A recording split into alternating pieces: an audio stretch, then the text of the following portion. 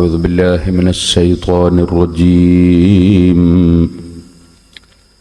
بسم الله الرحمن الرحيم. الحمد لله رب العالمين.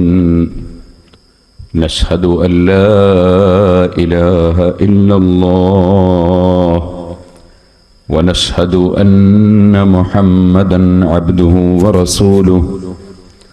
اللهم صل وسلم وبارك على رسولك وحبيبك سيدنا محمد وعلى آل وأصحاب سيدنا ومولانا محمد وعلى جميع الأنبياء والمرسلين ومن اقتدى بهديهم إلى يوم الدين. أما بعد، أعوذ بالله من الشيطان الرجيم. بسم الله الرحمن الرحيم. إن الله مع الذين اتقوا والذين هم محسنون. صدق الله العلي العظيم. صدق وبلغ رسوله النبي الكريم، ونحن على ذلك من الشاهدين الشاكرين، والحمد لله رب العالمين. واستفرغ الدمع من عين قد امتلأت من المحارم والزم حمية الندم. يا رب صل على من حل بالحرم، طه الرسول الذي قد خص بالكرم. يا رب بالمصطفى بلغ مقاصدنا واغفر لنا ما مضى يا واسع الكرم. ഇൽമിന്റെ സദസ്സിൽ ഒരുമിച്ച് കൂടിയവരാണ് നാം. അല്ലാഹു നമ്മുടെ മജ്ലിസ് ആഖിറത്തിൽ ഉപകരിക്കുന്ന മജ്ലിസായി നമ്മിൽ നിന്ന് ഖബൂൽ ചെയ്യുമാറാകട്ടെ. കുറേ കാലമായി ഇവിടെയുള്ള സുന്നത്ത് ജമാഅത്തിന്റെ പ്രവർത്തകർ ഒരു പരിപാടിക്ക് നിരന്തരം വിളിച്ചുകൊണ്ടിരുന്നു. എൻ്റെ സമയക്കുറവ് കൊണ്ട് വൈകി. ഇപ്പോൾ അല്ലാഹുവിൻ്റെ അനുഗ്രഹം കൊണ്ട് അല്ലാഹു ചെറിയ അവസരം ഇപ്പോഴാണ് തന്നത്. ഇവിടെ വന്നപ്പോ ഇനി പരിപാടി എന്ത് പരിപാടിയാണ് എന്ന് നല്ല തിരിഞ്ഞ് ബാനറുകൾ നോക്കുമ്പോൾ സിറാജുൽ ഹുദയുടെ പ്രചരണം എന്നാണ് എഴുതി കാണുന്നത്. അതിനെ സംബന്ധിച്ച് ഒറ്റ അക്ഷരവും ഇപ്പൊ പറയുന്നില്ല. കാരണം സിറാജുൽ ഹുദയുടെ പ്രചരണത്തെ സംബന്ധിച്ച് ഞാൻ ഇവിടുന്ന് കുറെ പ്രസംഗിച്ചത് കൊണ്ട് നിങ്ങൾക്ക് പ്രത്യേകം ഒരു ഇൽമും അതുകൊണ്ട് കിട്ടുകയില്ല. ഇൽമ് എന്നേക്കാൾ വിവരമുള്ളവരായിരിക്കും ഇരിക്കുന്ന നിങ്ങളെല്ലാം. എന്നാലും ഇൽമിന്റെ സദസ്സിൽ ഒരുമിച്ച് കൂടുന്നതിന്റെ ബറക്കത്ത് അത് ലഭിക്കലാണ് ഈ സദസ്സിൽ വരുന്നതിന്റെ നമ്മുടെ ലക്ഷ്യം. സിറാജുൽ ഹുദയെ സംബന്ധിച്ച് നിങ്ങൾക്കെല്ലാവർക്കും അറിയാം. ഞാൻ ഇവിടെ വന്നപ്പോഴും ഒരുപാട് ആളുകൾ എൻ്റെ കയ്യിൽ നേർച്ചകൾ കൊണ്ടുവന്ന് തന്നിട്ടുണ്ട്. അറിയാതെ നേർച്ച ചെയ്തവരല്ല, അറിഞ്ഞ് നേർച്ച ചെയ്തവരാണ്. നേർച്ച ചെയ്തപ്പോൾ ഫലം കിട്ടിയെന്ന് ഈ സ്റ്റേജിൽ ഞാൻ വന്നതിന് ശേഷവും എന്നോട് പറഞ്ഞവർ ഉണ്ട്. മക്കളില്ലായിരുന്നു, നേർച്ച ചെയ്തു, കുട്ടിയായി, 6 മാസമായി എന്നൊക്കെ പറഞ്ഞവർ ഉണ്ട്. അള്ളാഹു ആ സ്ഥാപനത്തിന് തന്ന ഖൈറും ബർക്കത്തും അള്ളാഹു എന്നും നിലനിർത്തി തെരുമാറാകട്ടെ. സിറാജുൽ ഹുദയെ സംബന്ധിച്ച് ചെറിയ തോതിൽ മനസ്സിലാക്കാൻ സിറാജുൽ ഹുദയുടെ കീഴിൽ ഈ അടുത്ത് പുറത്തിറക്കിയ ഒരു CD ഉണ്ട്. അതിൻ്റെ പേരാണ് സിറാജുൽ ഹുദ ചരിത്രവും വർത്തമാനവും. അത് സിറാജുൽ ഹുദയിലെ പൂർവ്വ വിദ്യാർത്ഥികൾ ഒരുമിച്ച് കൂട്ടി നടത്തിയ ഒരു മണിക്കൂറിൻ്റെ മേലെയുള്ള ഒരു പ്രസംഗമാണ്. അതിൽ സിറാജുൽ ഹുദയുടെ ആദ്യകാലത്ത് ഓലഷെഡിൽ ജുമാഅ തുടങ്ങിയ ഷെഡും ഓലഷെഡിൽ മദ്രസ തുടങ്ങിയ ഷെഡും ഒക്കെ അതിൻ്റെ കവർ ചിത്രത്തിലും ഉള്ളിലും കാണിക്കുന്നുണ്ട്. 83 കാലത്ത് 1983 ഏകദേശം 27 കൊല്ലങ്ങൾക്ക് മുമ്പ് ഞാൻ കുറ്റ്യാടിയിൽ ആദ്യമായി പ്രസംഗം നടത്തിയപ്പോൾ ഞാൻ പ്രസംഗിക്കുന്ന ചിത്രവും അതിലുണ്ട്. ഞാൻ തന്നെ അത് കണ്ടിട്ട് എനിക്ക് ചിരി വന്നു. ഞാനൊരു ചെറിയ ദിനേശ് പിടി പോലത്തെ ഒരു മനുഷ്യനാണെന്ന്. അതുമുതൽക്ക് സിറാജുൽ ഹുദയിൽ ഓലപ്പന്തലിൽ നടന്ന ഒരുപാട് മദ്രസകളും ദർസ് നടന്നൊഴിക്കുമ്പോൾ മഴ പെയ്തിട്ട് കുട്ടികളൊക്കെ എഴുന്നേറ്റ് ഓടുന്നതും ഒക്കെ അതിൽ കാണിക്കുന്നുണ്ട്. ശേഷം ഇപ്പോഴുള്ള കുറേ സംഭവങ്ങളും അതിലുണ്ട്. ഇപ്പോൾ അതിനെ സംബന്ധിച്ച് ഞാൻ പ്രസംഗം നടത്തുന്നില്ല. എല്ലാവരും ഓരോ CD വാങ്ങണം. CD ഫ്രീ കൊടുക്കാനാണ് തീരുമാനിച്ചത്. സിറാജുൽ ഹുദക്ക് എന്തെങ്കിലും മുതലാകണ്ടെന്ന് മനസ്സിലാക്കി നിങ്ങൾ എന്തെങ്കിലും സംഭാവന കൊടുത്താൽ അത് സിറാജുൽ ഹുദക്ക് നഷ്ടം വരില്ല. അതേസമയത്ത് നിർബന്ധമൊന്നുമില്ല, ഫ്രീ കൊടുക്കാനാണ് തീരുമാനിച്ചത്. സിറാജുൽ ഹുദയുടെ ഓരോ കലണ്ടർ എല്ലാവരും നിർബന്ധമായിട്ട് വാങ്ങണം. അത് ഫ്രീ തരൂല, അതിൻ്റെ മുതൽ പൈസ എങ്കിലും കൊടുക്കണം. അത് 10 റുപ്യെങ്കിലും കൊടുക്കണം. അത് അതിൻ്റെ 1-ാം പേജിൽ തന്നെ സമ്മേളന പ്രചരണം ഉണ്ട് എന്ന് ഓർമ്മപ്പെടുത്തി. നിങ്ങളെല്ലാം സിറാജുൽ ഹുദയുടെ സമ്മേളന പ്രചരണ രംഗത്ത് സജീവമായി ഉണ്ടാവുകയും പ്രചരണം നടത്തുകയും സിറാജുൽ ഹുദയുടെ സമ്മേളനത്തിന് എല്ലാവരെയും കൊണ്ടുവരികയും ചെയ്യണം എന്ന് മാത്രം ഈ സമയത്ത് ഉണർത്തി അതിൻ്റെ പ്രചരണ പരിപാടിയുടെ പ്രസംഗം അവിടെ നിർത്തി ഞാൻ വഅദിലേക്ക് കടക്കുന്നു. അല്ലാഹു തആല നമ്മുടെ വാക്കുകളും പ്രവൃത്തികളുമെല്ലാം അവൻ പൊരുത്തപ്പെട്ട സാലിഹായ അമലായി നമ്മിൽ നിന്ന് സ്വീകരിക്കുമാറാകട്ടെ. ലോകത്ത് ഏറ്റവും വിവരമുള്ള വ്യക്തി അഷ്റഫുൽ ഖൽഖ് മുഹമ്മദുർ റസൂലുള്ളാഹി സ്വല്ലല്ലാഹു അലൈഹി വസല്ലമ തങ്ങളാണ്. فإن من جودك الدنيا وضرتها ومن علومك علم اللوح والقلم. ലോകത്തുള്ള എല്ലാ വിഷയങ്ങളും രേഖപ്പെടുത്തപ്പെട്ട ഒരു ഗ്രന്ഥം ഉണ്ട്. ആ ഗ്രന്ഥമാണ് ലൗഹുൽ മഹ്ഫൂദ് എന്ന് പറയുന്നത്. കിതാബുൻ മുബീൻ എന്നോ ഇമാമുൻ മുബീൻ എന്നോ വിശേഷിപ്പിക്കപ്പെടുന്ന ലൗഹുൽ മഹ്ഫൂദ്. ആ ലൗഹുൽ മഹ്ഫൂദിൽ ഇല്ലാത്ത വിഷയങ്ങൾ ഒന്നും ഇല്ല. എല്ലാം ആ മഹത്തായ ഗ്രന്ഥത്തിൽ ഉണ്ട്. ആ ഗ്രന്ഥം നോക്കി വായിക്കാൻ കഴിയുന്ന ധാരാളം മഹാന്മാരെ അല്ലാഹു സൃഷ്ടിച്ചിട്ടുണ്ട്. അതാണ് എൻ്റെ കണ്ണെപ്പോഴും ലൗഹിൽ അതെന്നോവർ. ബഹുമാനപ്പെട്ട മഹീദ്ദീൻ ശൈഖ് റളിയല്ലാഹു അൻഹു പറഞ്ഞു, എൻ്റെ കണ്ണ് ലൗഹുൽ മഹ്ഫൂദിലാണ്. ആ നിലക്കുള്ള പവറും അറിവും അല്ലാഹു നൽകിയ മഹാന്മാർ ഉണ്ട്. ഇമാം ഹുജ്ജത്തുൽ ഇസ്ലാം അബൂ ഹാമിദ് അൽ ഗസാലി റഹ്മത്തുള്ളാഹി അലൈഹി അവിടുത്തെ ഇഹ്യാ ഉലൂമുദ്ദീനിൽ വിവരിച്ചത് കാണാം. മനുഷ്യന്റെ ഹൃദയം ഒരു കണ്ണാടി പോലെയാണ്. കണ്ണാടി വളരെ ക്ലിയറായി ഇങ്ങനെ ഒരു കലവറയും ഇല്ലാതെ കണ്ണാടി ഇങ്ങനെ പിടിച്ചു കൊടുത്താൽ ആ കണ്ണാടിയിലേക്ക് തിരിക്കപ്പെടുന്ന ടോർച്ചിന്റെ ലൈറ്റ് കണ്ണാടി സ്വീകരിക്കുകയും അതുപോലെ അത് പ്രതിഫലിപ്പിക്കുകയും ചെയ്യും. ഇതുപോലെ കണ്ണാടിയിൽ തെളിഞ്ഞ കണ്ണാടിയാകുമ്പോൾ അപ്പുറത്തുള്ള ഒരു എഴുത്തിന്റെ നേരെ അത് പിടിച്ചു കൊടുത്താൽ ആ എഴുത്ത് മുഴുവനും കണ്ണാടിയിൽ കാണും. മനുഷ്യന്റെ ഹൃദയം ഒരു കണ്ണാടി പോലെയാണ്. ആ ഹൃദയത്തിന് നാശം ഉണ്ട്, ഹൃദയത്തിന് ശുചീകരണവും ഉണ്ട്. ഹൃദയം ഫസാദായാൽ ഇദാ ഫസദത് ഫസദൽ ജസദു കുല്ലുഹു, നാശമായാൽ ശരീരം മുഴുവൻ നാശമായി. ഹൃദയം പ്രകാശിച്ചാൽ ലോകം മുഴുക്കെ ആ ഹൃദയത്തിൽ പ്രകാശിക്കാം. ലൗഹുൽ മഹ്ഫൂദിലേക്ക് ആ തെളിഞ്ഞ ഹൃദയം തിരിച്ചു വെച്ചാൽ ലൗഹുൽ മഹ്ഫൂദിലുള്ള ഇൽമ് ഈ ഹൃദയത്തിൽ തെളിഞ്ഞു വരും.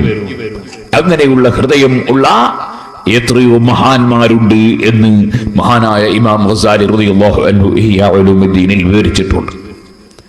ആ നിലക്ക് ഹൃദയമുള്ള ആളായിരുന്നു ബഹുമാനപ്പെട്ട ഗൗസുൽ ആലം മുഹീദ്ദീൻ അബ്ദുൽ ഖാദിർ ജീലാനി ഖദ്ദസല്ലാഹു സിർറഹുൽ അസീസ്. അതുകൊണ്ടാണ് അവിടുന്ന് പറഞ്ഞത്, എൻ്റെ കണ്ണെപ്പോഴും ലൗഹിൽ അദന്നോവർ. എൻ്റെ കണ്ണ് ലൗഹുൽ മഹ്ഫൂദിലാണ്. ആ മുഹീദ്ദീൻ ശൈഖ് റളിയല്ലാഹു അൻഹു പോലും നബി സല്ലല്ലാഹു അലൈഹി വസല്ലമ തങ്ങളിൽ നിന്ന് ചെറിയ ബറക്കത്ത് ലഭിച്ചതിന്റെ പേരിൽ ഇൽമ കിട്ടിയ ആളാണ് എന്ന് വരുമ്പോൾ ഏറ്റവും വലിയ വിവരമുള്ള അമ്പിയാക്കൾ ഖലീലുല്ലാഹി ഇബ്രാഹിം അലൈഹിസ്സലാത്തു വസ്സലാം ഭൂമിയിൽ ഇരിക്കുമ്പോൾ ആകാശം കാണുന്ന വ്യക്തിയാണ്. കദാലിക നുരി ഇബ്രാഹിമ മലകൂതസ് സമാവാതി വൽ അർദ് വലിയകൂന മിനൽ മുഖിനീൻ. ഖുർആനിൽ അല്ലാഹു പറഞ്ഞു, ആകാശഭൂമികളുടെ സാമ്രാജ്യങ്ങൾ അങ്ങേക്ക് നമ്മൾ കാണിച്ചു, ഇബ്രാഹിം നബി അലൈഹി ഇസ്ലാമിനെ നമ്മൾ കാണിച്ചു കൊടുത്തിട്ടുണ്ട് നബിയെ. അങ്ങനെ ആകാശങ്ങൾ മുഴുവനും ഭൂമി മുഴുവനും ഇരുന്ന ഇരുത്തത്തിൽ കാണുന്ന ഖലീലുല്ലാഹി ഇബ്രാഹിം അലൈഹിസ്സലാത്തു വസ്സലാം. അങ്ങനെയുള്ള എല്ലാ മഹാന്മാരും എന്നല്ല, ومن علومك علم اللوح والقلم. അങ്ങോട്ട് ബേക്കോട്ട് പുറത്ത് റോട്ടുമ്പിൽ നിൽക്കുന്നവരൊക്കെ ഇറങ്ങി വന്നാൽ ഈ പാറമ്മൽ ഇരിക്കാൻ സൗകര്യമുണ്ട്. പേപ്പർ പ്രവർത്തകന്മാർ തരികയും ചെയ്യും. അത് അറിയാഞ്ഞിട്ട് അവർ ബുദ്ധിമുട്ടി നിൽക്കണ്ടെന്ന് മനസ്സിലാക്കി പറഞ്ഞതാണ്. എനിക്ക് നിന്നാലും കുഴപ്പമില്ല, ഇരുന്നാലും കുഴപ്പമില്ല. സഹോദരന്മാരെ, ലൗഹുൽ മഹ്ഫൂദിലുള്ള അറിവ് അതുപോലും നബി സല്ലല്ലാഹു അലൈഹി വസല്ലം തങ്ങൾ അറിവിന്റെ ഒരു അംശം മാത്രമാണ് എന്ന് പറയുന്ന വിധത്തിൽ ഏറ്റവും അറിവുള്ള സൃഷ്ടിയാണ് അഷ്റഫുൽ ഖൽഖ് മുഹമ്മദുർ റസൂലുള്ളാഹി സ്വല്ലല്ലാഹു അലൈഹി വസല്ലം. ആ നബി സല്ലല്ലാഹു അലൈഹി വസല്ലം തങ്ങളോട് തന്നെ അല്ലാഹുവിന്റെ കൽപ്പന വഖുർ റബ്ബി സിദ്നി ഇൽമാ. ഓ നബിയെ, തങ്ങൾ അല്ലാഹുവിനോട് പ്രാർത്ഥിക്കണം, റബ്ബി സിദ്നി ഇൽമാ, എനിക്ക് നീ ഇൽമിനെ വർദ്ധിപ്പിച്ചു തരണം എന്ന് പ്രാർത്ഥിക്കണം. അപ്പോൾ ഇൽമിൽ തികഞ്ഞ ഒരൊറ്റ മനുഷ്യരും ഇല്ല. നബി സല്ലല്ലാഹു അലൈഹി വസല്ലം തങ്ങൾക്കും എപ്പോഴും ഇൽമ് കൂടുതൽ കൂടുതൽ കിട്ടാൻ വേണ്ടി പ്രാർത്ഥിച്ചു കൊണ്ടിരിക്കുകയാണ്. وعلمك ما لم تكن تعلم وكان فضل الله عليك عظيما. ഓ നബിയെ, അങ്ങേക്ക് ആവശ്യമുള്ള അറിയാത്ത എല്ലാ കാര്യങ്ങളും അങ്ങേക്ക് അല്ലാഹു പഠിപ്പിച്ചു തന്നിട്ടുണ്ട്. അങ്ങേക്ക് അല്ലാഹു തന്ന ഔദാര്യവും കൊടുതിയും അത് വളരെ മഹത്തരമാണ് എന്ന് പരിശുദ്ധ ഖുർആൻ പറഞ്ഞിട്ടുണ്ട്. ആ നബി സല്ലല്ലാഹു അലൈഹി വസല്ലം തങ്ങൾ പോലും അല്ലാഹുവിനോട് എപ്പോഴും ഇൽമു വർദ്ധിപ്പിച്ചു കിട്ടാൻ വേണ്ടി പ്രാർത്ഥിക്കണം എന്ന് പറയുമ്പോൾ ഇൽമു പറയുക, ഇൽമു കേൾക്കുക, ഇൽമു പഠിപ്പിക്കുക, അതിന്റെ മഹത്വം പറഞ്ഞു തീർക്കാൻ സാധ്യമല്ല. ഇവിടെ അൽഹംദുലില്ലാ ഒരു മദ്രസ. ഈ മദ്രസ എന്തിനുള്ളതാണ്? ഇൽമു പഠിപ്പിക്കാനുള്ളതാണ്. നമ്മുടെ ദർസുകൾ എന്തിനുള്ളതാണ്? ഇൽമു പഠിപ്പിക്കാനുള്ളതാണ്. എന്നാൽ ഇൽമു എന്ന് പറയുമ്പോൾ ഒരുപാട് ഇൽമുകൾ ഉണ്ട്. നബി സല്ലല്ലാഹു അലൈഹി വസല്ലം തങ്ങൾക്ക് ധാരാളം ചികിത്സയെ സംബന്ധിച്ച് അറിവുണ്ടായിരുന്നു. അതുകൊണ്ട് അവിടുന്ന് പല മരുന്നുകളും പറഞ്ഞു തന്നിട്ടുണ്ട്. അല്ലാഹു സുബ്ഹാനഹു വ തആല അങ്ങനെ അറിവ് കൊടുത്തിട്ടുണ്ട്. അത് പുസ്തകം വായിച്ച് പഠിച്ചതല്ല, അല്ലാഹു തആല ഹൃദയത്തിൽ ഇട്ടുകൊടുത്ത ഇൽമാണ്. അതുപോലെ നബി സല്ലല്ലാഹു അലൈഹി വസല്ലം ഇന്നും ആ പറഞ്ഞ ചികിത്സകൾ ഏറ്റവും ഫലവത്തായി ലോകം അനുഭവിക്കുന്നുണ്ട്. ഉദാഹരണത്തിന് കരിഞ്ജീരകം ഏത് രോഗത്തിനും ശമനമാണെന്ന് നബി സല്ലല്ലാഹു അലൈഹി വസല്ലം പറഞ്ഞിട്ടുണ്ട്. കരിഞ്ജീരകം ഇന്നും വലിയ വലിയ രോഗമുള്ള ആളുകൾക്ക് കരിഞ്ജീരകം വലിയ മരുന്നായി ഉപയോഗപ്പെടുത്തുന്നുണ്ട്. നബി സല്ലല്ലാഹു അലൈഹി വസല്ലം തങ്ങൾ ഇഞ്ചി അത് വലിയ മരുന്നായി പഠിപ്പിച്ചിട്ടുണ്ട്. ഇന്നും ഇഞ്ചി, ചുക്ക് എന്ന് പറഞ്ഞാൽ ഇഞ്ചിയാണെന്ന് അറിയാത്ത ഒരു മനുഷ്യനും ഉണ്ടാവില്ല. ഇഞ്ചി, ചുക്ക് അത് വലിയ മരുന്നാണെന്ന് നബി സല്ലല്ലാഹു അലൈഹി വസല്ലം പഠിപ്പിച്ചിട്ടുണ്ട്. മക്കയിൽ കൃഷി ചെയ്യുന്ന സാധനമല്ല, മദീനയിൽ കൃഷി ചെയ്യുന്ന സാധനമല്ല. പക്ഷേ ലോകത്തിന്റെ വിവിധ ഭാഗങ്ങളിൽ അല്ലാഹു തആല വെച്ചുകൊടുത്ത മരുന്നിനെ സംബന്ധിച്ച് നബി സല്ലല്ലാഹു അലൈഹി വസല്ലം പറഞ്ഞിട്ടുണ്ട്. അല്ലാഹുവിന്റെ റസൂലിന് എല്ലാ വിഷയത്തിലും വിവരം ഉണ്ട്. എന്നാൽ നബി സല്ലല്ലാഹു അലൈഹി വസല്ലം തങ്ങളുടെ അനന്തരാവകാശമായി പറയപ്പെടുന്ന ഇൽമ്, ആ ഇൽമ് അമ്പിയാക്കളുടെ അവകാശമായി പറയപ്പെടുന്ന ഇൽമ്, അത് ആത്മീയമായ ഇൽമാണ്, ആത്മീയമായ അറിവാണ്. മനുഷ്യന് രണ്ട് ഘടകം ഉണ്ട്. ഒന്ന് ആത്മാവ്, ഒന്ന് ശരീരം. ഒന്ന് ആത്മാവ്, ഒന്ന് എന്നവനെ ശരീരവും ആത്മാവും തമ്മിൽ വ്യത്യാസം ഉണ്ട്. ഇവിടെ ഒരു ഫാൻ കറങ്ങുന്നു. ആ ഫാൻ കറങ്ങുമ്പോൾ നാം കാണുന്നത് ഫാനാണ്. പക്ഷേ അത് കറങ്ങുന്നതിന്റെ പിന്നിൽ പ്രവർത്തിക്കുന്നത് കാണാത്ത കരണ്ടാണ്. കരണ്ടും ഫാനും തമ്മിലുള്ള ബന്ധം വിച്ഛേദിച്ചാൽ ഫാൻ കറങ്ങുകയില്ല. ഇവിടെ കാണുന്ന ഫാനിനാണോ ശക്തി, കാണാത്ത കരണ്ടിനാണോ ശക്തി? എന്തിനാ മോനെ? കരണ്ടിനോ ശക്തി, ഫാനിനോ ശക്തി? കരണ്ടിന് അല്ലേ? കരണ്ടിനാണ് ശക്തി.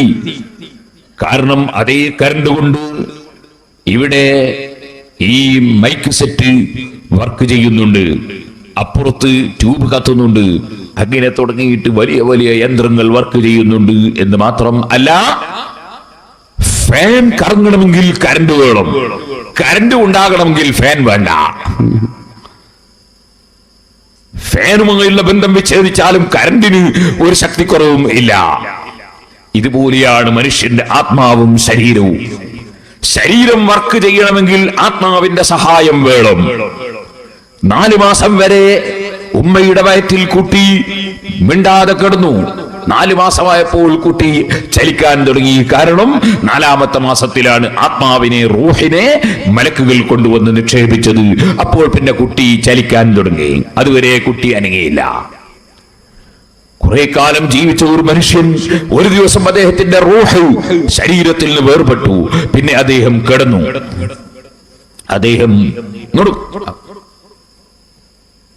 അദ്ദേഹം കിടന്നു. അദ്ദേഹത്തെ സംബന്ധിച്ച് നമ്മൾ പറയും, അദ്ദേഹം മരിച്ചു കിടന്നു എന്ന് പറയും. മരിച്ചു കിടന്നു അല്ലേ പറയില്ലേ? അയാൾ മരിച്ചു കിടക്കുകയാണെന്ന് പറയില്ലേ? മരിച്ചു കിടന്നു എന്ന് പറയും. അദ്ദേഹം മരിച്ചുപോയി എന്നും പറയും അല്ലേ? അങ്ങനെ പറയല്ലോ. അദ്ദേഹം മരിച്ചുപോയി എന്ന് പറയില്ലേ? കിടന്നിട്ടുണ്ടേ പോയിട്ടില്ല, പോയിട്ടുണ്ടേ മരിച്ചിട്ടില്ല. പിന്നെ ഇങ്ങനെ രണ്ടും ശരിയാകുന്നത്?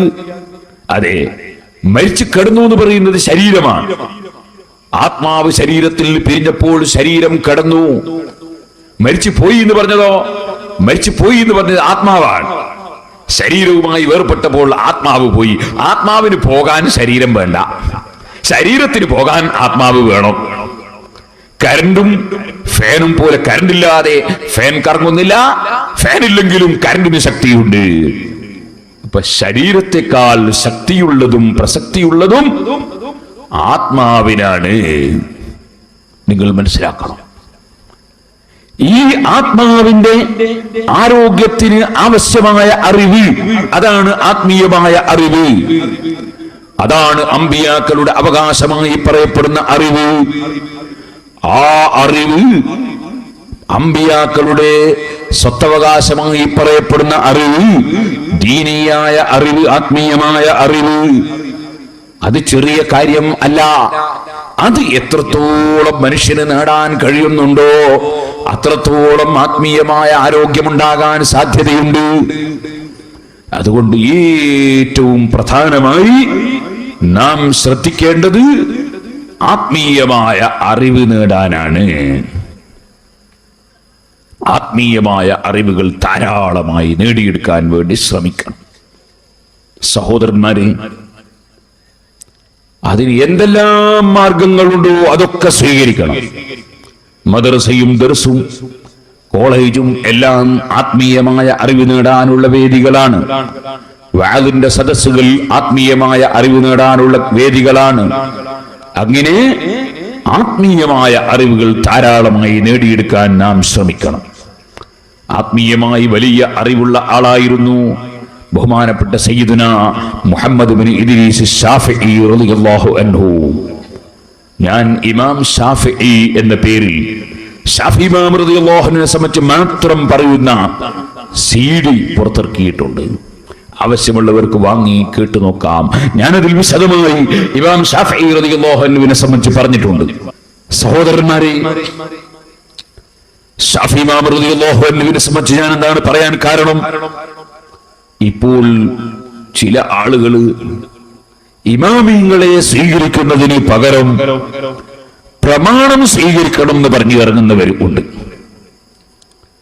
എന്താണ് പ്രമാണം? അവർ പറയുന്ന പ്രമാണം പരിശുദ്ധ ഖുർആനാണ് എന്ന് അവർ പറയുന്നു. അതിൽ ആർക്കും തർക്കമുണ്ടോ? ഖുർആൻ സ്വീകരിക്കണമെന്നല്ലേ ആർക്കും തർക്കമുണ്ടോ? നബി സല്ലല്ലാഹു അലൈഹി വസല്ലം ഹദീസ് സ്വീകരിക്കണം എന്നതിൽ ആർക്കെങ്കിലും തർക്കമുണ്ടോ എന്ന് നിങ്ങൾ ചിന്തിക്കും. ഞാൻ പറയട്ടെ,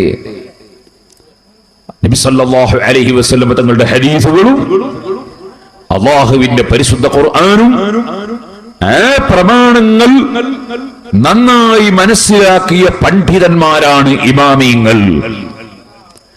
അവർ പറഞ്ഞു തന്ന നിയമങ്ങൾ, തീരുമാനങ്ങൾ, വിധികൾ, അതിനാണ് മദ്ഹബ് എന്ന് പറയുന്നത്. അവർ പറഞ്ഞു തന്ന തീരുമാനങ്ങൾ മാ ദഹബ ഇലൈഹി ഫത്ഹുൽ മുഈനോദിയ മുതഅല്ലിമീങ്ങൾക്കറിയാം മാ ദഹബ മിനൽ അഹ്കാം. ഇമാം ശാഫിഈ റളിയല്ലാഹു അൻഹു അഭിപ്രായപ്പെട്ട തീരുമാനിച്ച ഹുക്മുകൾ, തീരുമാനങ്ങൾ, ഹുക്മു തീരുമാനം, വിധി, ഇമാം ശാഫിഈ റളിയല്ലാഹു അൻഹു പറഞ്ഞ തീരുമാനങ്ങൾ, അതാണ് ശാഫിഈ മദ്ഹബ് എന്ന് പറയുന്നത്.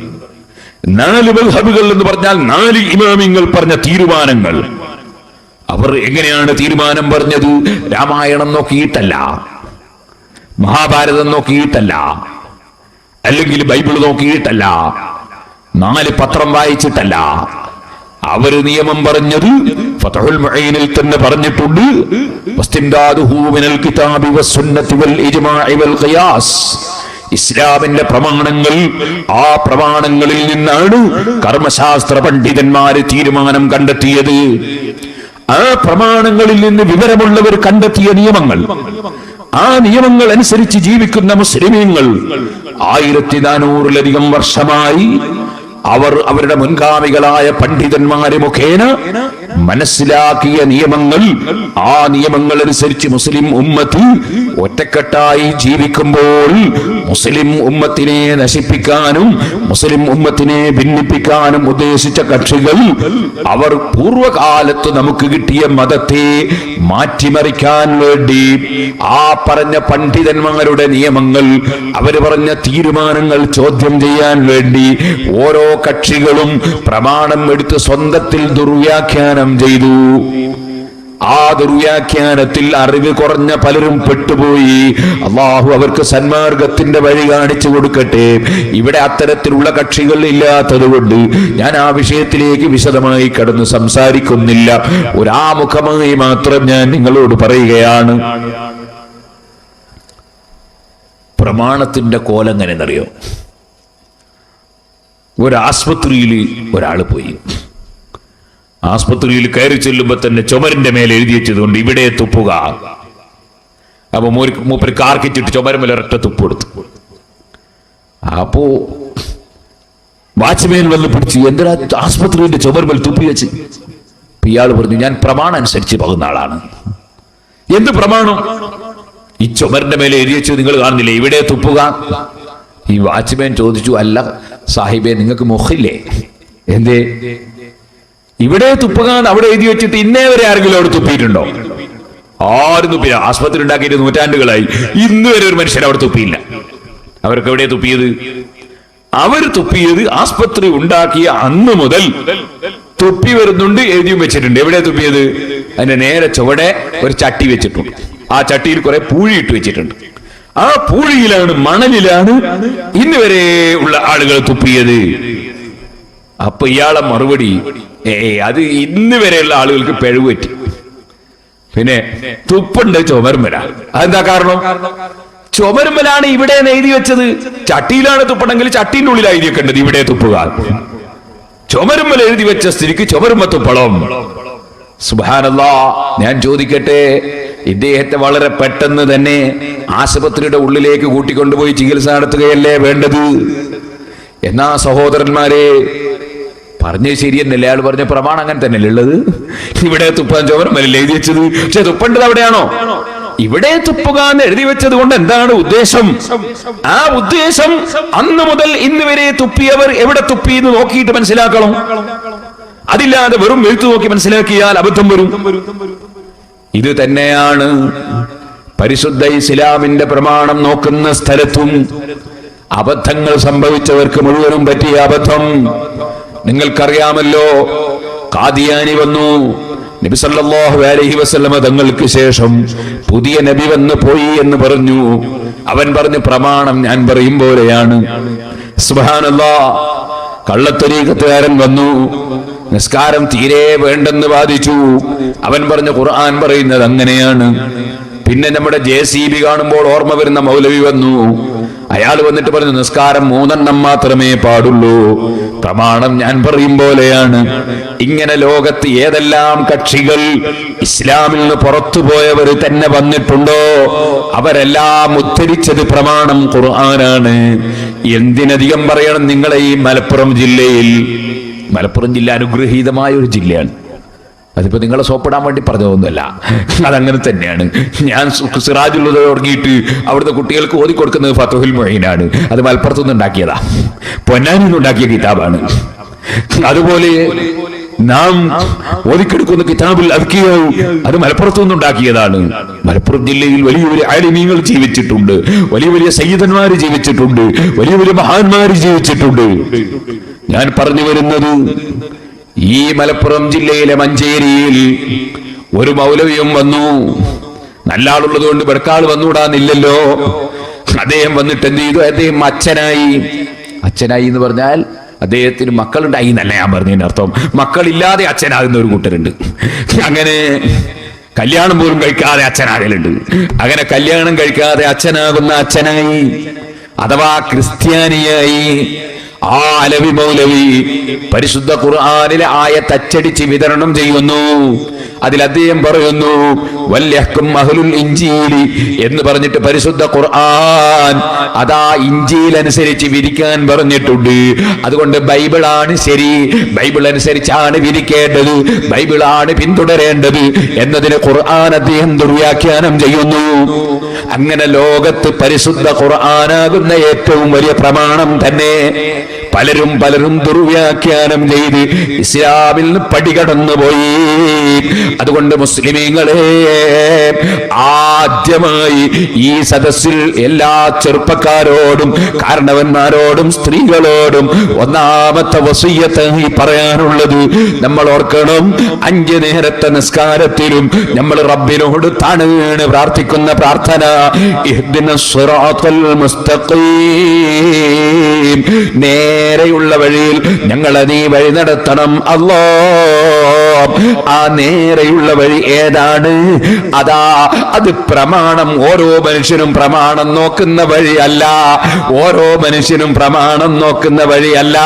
പ്രമാണം നോക്കേണ്ടവർ നോക്കണം, അറിയേണ്ടവർ അറിയണം, അറിയേണ്ടവർക്ക് അതറിയാൻ കഴിയും, നോക്കേണ്ടവർക്ക് നോക്കാൻ കഴിയും, മനസ്സിലാക്കേണ്ടവർക്ക് അത് മനസ്സിലാക്കാൻ കഴിയും. അങ്ങനെ മനസ്സിലാക്കിയ ധാരാളം മഹാന്മാരുണ്ടല്ലോ. അതുകൊണ്ട് സിറാത്തുൽ ലദീന അൻഅംത അലൈഹിം, അല്ലാഹുവേ നീ അനുഗ്രഹിച്ച മഹാന്മാർ, ആ മഹാന്മാര് നടന്നു വന്ന വഴി, ആ വഴിയിൽ ഞങ്ങളെ നീ ചേർക്കണം അല്ലാഹ്. മഹാന്മാര് നടന്നു വന്ന വഴി, നീ അനുഗ്രഹിച്ച മഹാന്മാര് നടന്നു വന്ന വഴി, അമ്പിയാക്കൾ നടന്നു വന്ന വഴി, സാലിഹീങ്ങൾ നടന്നു വന്ന വഴി, സുഹദാക്കൾ നടന്നു വന്ന വഴി, സിദ്ദീഖീകൾ നടന്നു വന്ന വഴി, മഹാന്മാര് നടന്നു വന്ന വഴി, ആ വഴിയിൽ ഞങ്ങളെ നീ ചേർക്കണം അല്ലാഹ്. എന്തിനാണ് നീ പ്രാർത്ഥിക്കാൻ പറഞ്ഞത്?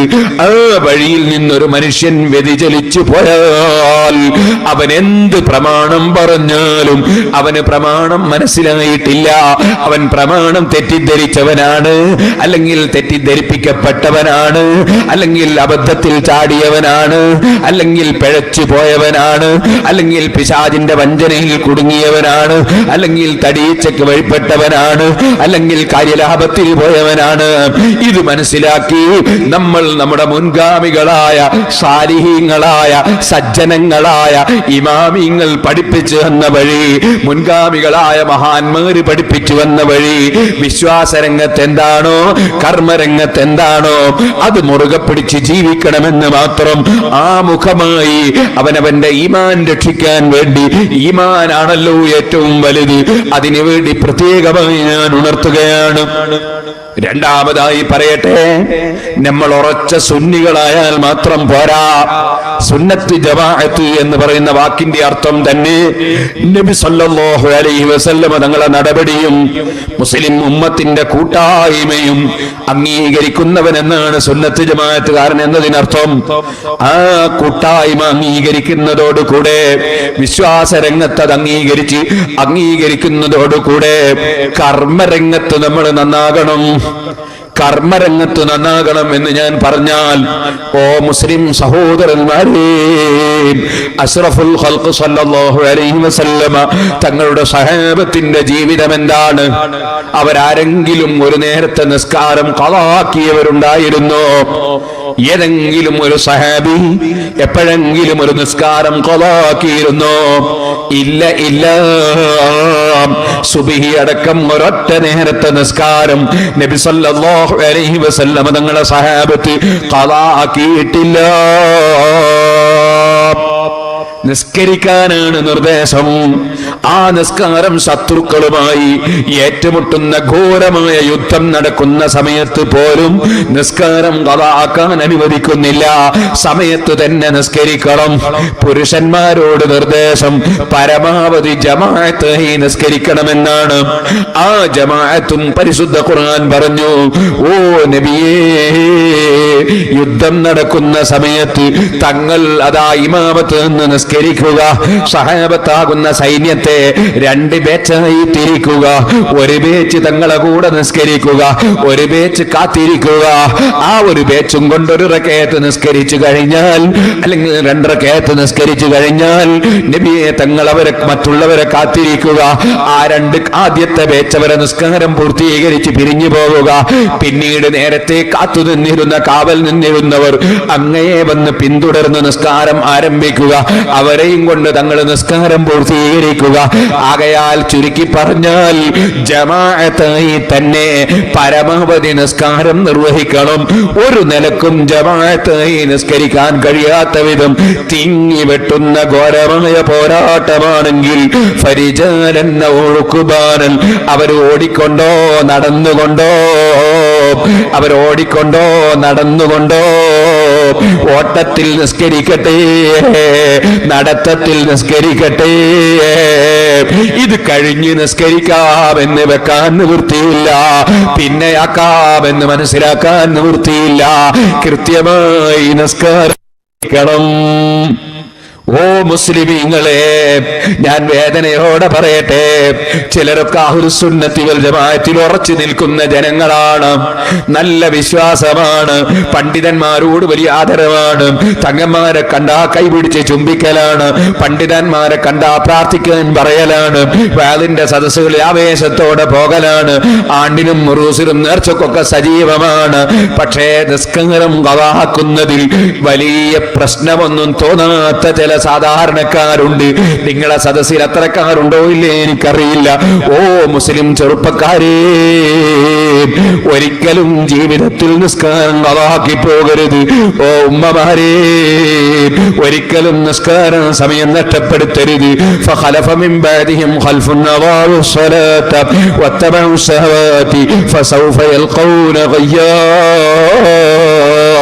അലി ഇബ്നു അബീ ത്വാലിബ് റളിയല്ലാഹു അൻഹു നബി സല്ലല്ലാഹു അലൈഹി വസല്ലമ തങ്ങളെ സമീപിക്കാൻ ചെന്നപ്പോൾ സുജൂദിൽ കിടന്നിട്ട് നബി സല്ലല്ലാഹു അലൈഹി വസല്ലമ തങ്ങൾ വിങ്ങിപ്പൊട്ടി കരയുന്നത് കണ്ടപ്പോ, നിസ്കാരം കഴിഞ്ഞിട്ട് എന്തിനാണ് നബിയേ തങ്ങളിങ്ങനെ അല്ലാഹുവിന്റെ മുമ്പിൽ നെറ്റിയും കുത്തി വിങ്ങിപ്പൊട്ടിയതെന്ന് ചോദിച്ചപ്പോ പറഞ്ഞില്ലേ, റബ്ബിന്റെ ഖുർആനിൽ ഇറങ്ങിയ ഒരായത്ത്, ആ ആയത്ത് ഞാൻ കാണുമ്പോൾ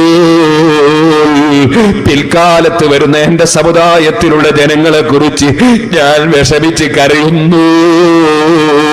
فخلف من بعدهم خلف أضاعوا الصلاة واتبعوا الشهوات فسوف يلقون غيا. നിസ്കാരം നഷ്ടപ്പെടുത്തുന്നതിന് വലിയ പ്രശ്നം തോന്നാത്തൊരു വിഭാഗം പിൽക്കാലത്ത് വരാനിരിക്കുന്നു. അവർക്ക് കഠിനമായ ശിക്ഷ നരകത്തിലുണ്ട്. അതവർ കണ്ടെത്തിക്കുമെന്ന് പറയുമ്പോ എന്റെ ഉമ്മത്തിൽ നിസ്കാരം കളാക്കുന്ന എന്റെ സമുദായത്തിലുള്ള പാവപ്പെട്ട ജനങ്ങളുടെ ഗതിയോർത്ത് എനിക്ക് സമാധാനമില്ല. ഈ ഉമ്മത്തിനെ ഏറ്റവും കൂടുതൽ മക്കളെക്കാൾ അല്ലെങ്കിൽ മക്കളെ പോലെ സ്നേഹിച്ച റഹ്മത്തുൽ ലിൽ ആലമീൻ മുഹമ്മദുർ റസൂലുള്ളാഹി.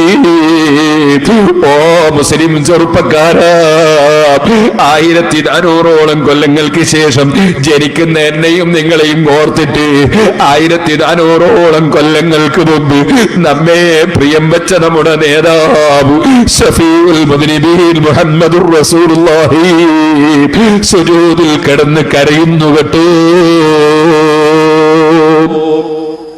ഞാൻ നിന്നോട് ചോദിക്കട്ടെ, നബി സല്ലല്ലാഹു അലൈഹി വസല്ലമ തങ്ങൾക്ക് അതിരാവിലെ തന്നെ സുബഹിന്റെ സമയത്ത് എഴുന്നേറ്റ് നമ്മുടെ തൊട്ടടുത്ത വീട്ടിലുള്ള ചെറ്റപ്പരയിലുള്ള ഉമ്മ അതിരാവിലെ തന്നെ എഴുന്നേറ്റ് അല്ലാഹുവിന് അതാ നിസ്കാരം നിസ്കരിക്കുന്നു, സുബഹി നിസ്കരിക്കുന്നു.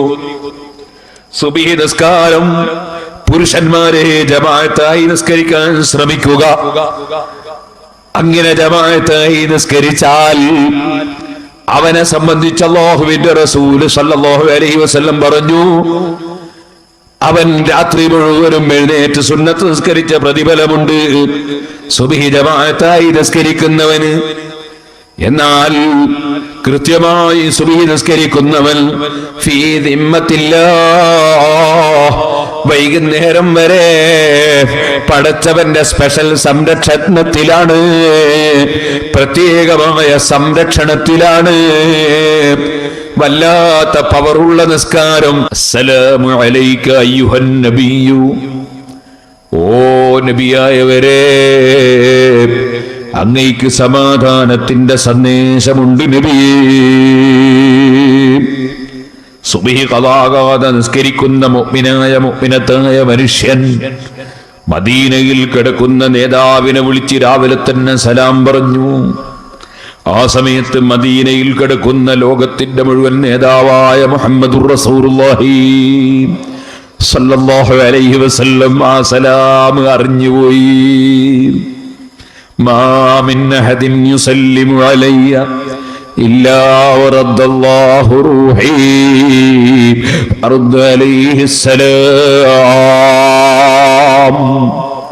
വളവട്ടൂരിൽ നിന്നോ കുണ്ടോട്ടിയിൽ നിന്നോ അരീക്കോട് നിന്നോ അമേരിക്കയിൽ നിന്നോ ബ്രിട്ടനിൽ നിന്നോ എവിടെ നിന്നാണെങ്കിലും ശരി, എന്റെ ഉമ്മത്തുകളിൽപ്പെട്ട ആരെങ്കിലും എനിക്ക് സലാം പറഞ്ഞാൽ ആ സലാം പറയുന്ന സമയത്ത് തന്നെ എനിക്കത് അറിയപ്പെട്ടു പോയി, ഞാനതറിഞ്ഞുപോയി, എനിക്കതെത്തിക്കപ്പെട്ടു പോയി, ഞാനപ്പോൾ തന്നെ അത് മടക്കിപ്പോയി.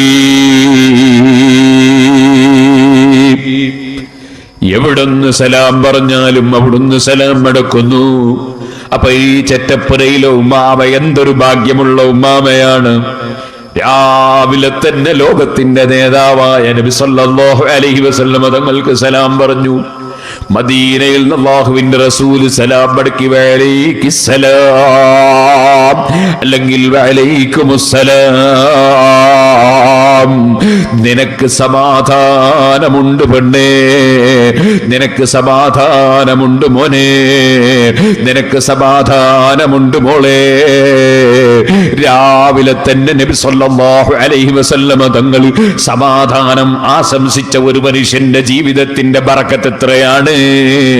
റസൂലുള്ളാഹിന്റെ ദുആ കിട്ടിയ മനുഷ്യന്റെ ജീവിതത്തിന്റെ വിജയം എത്രയാണ്.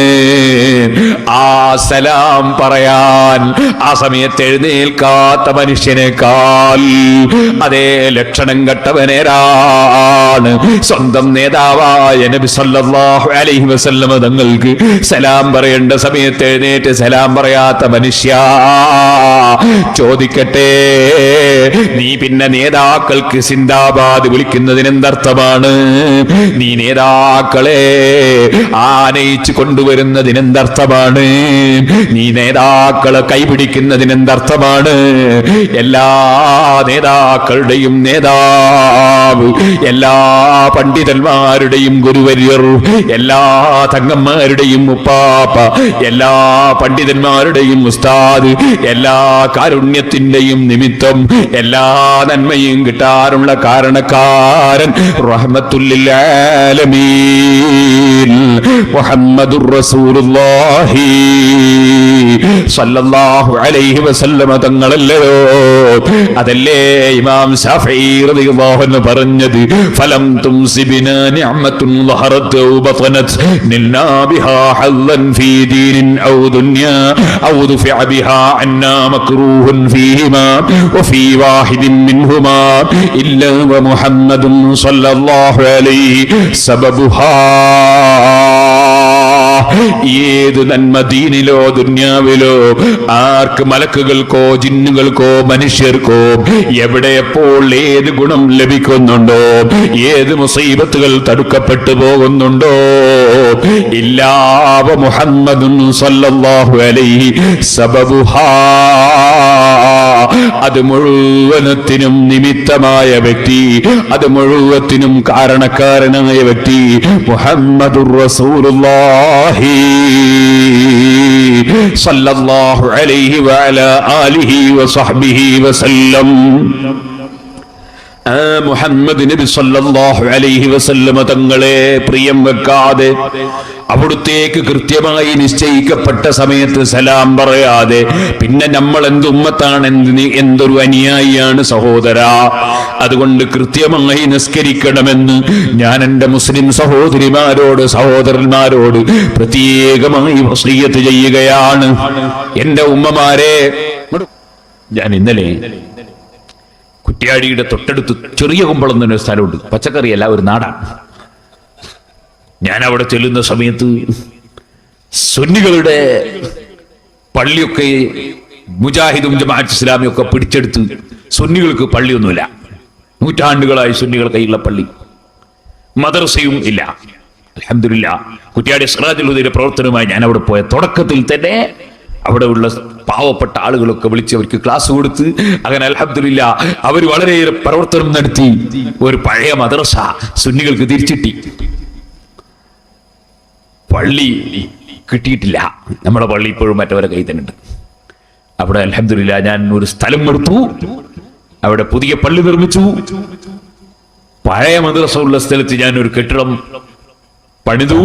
അത് പിന്നെ റോട്ടുമ്പോ തന്നെ ആയതുകൊണ്ട്, ഹൈവേ റോട്ടുമ്പൽ ആയതുകൊണ്ട് റോട്ടിന്റെ ശബ്ദ കോലാഹലം കൊണ്ട് പഠിപ്പിക്കാൻ കഴിയുന്നില്ല എന്ന് മുഅല്ലിമീങ്ങളൊക്കെ പറഞ്ഞപ്പോ പള്ളിന്റെ അടുത്ത് ഇപ്പോൾ വേറൊരു മദ്രസ അൽഹംദുലില്ലാ ഉണ്ടാക്കി. ഇന്നലെ അതിന്റെ ഉദ്ഘാടനമായിരുന്നു.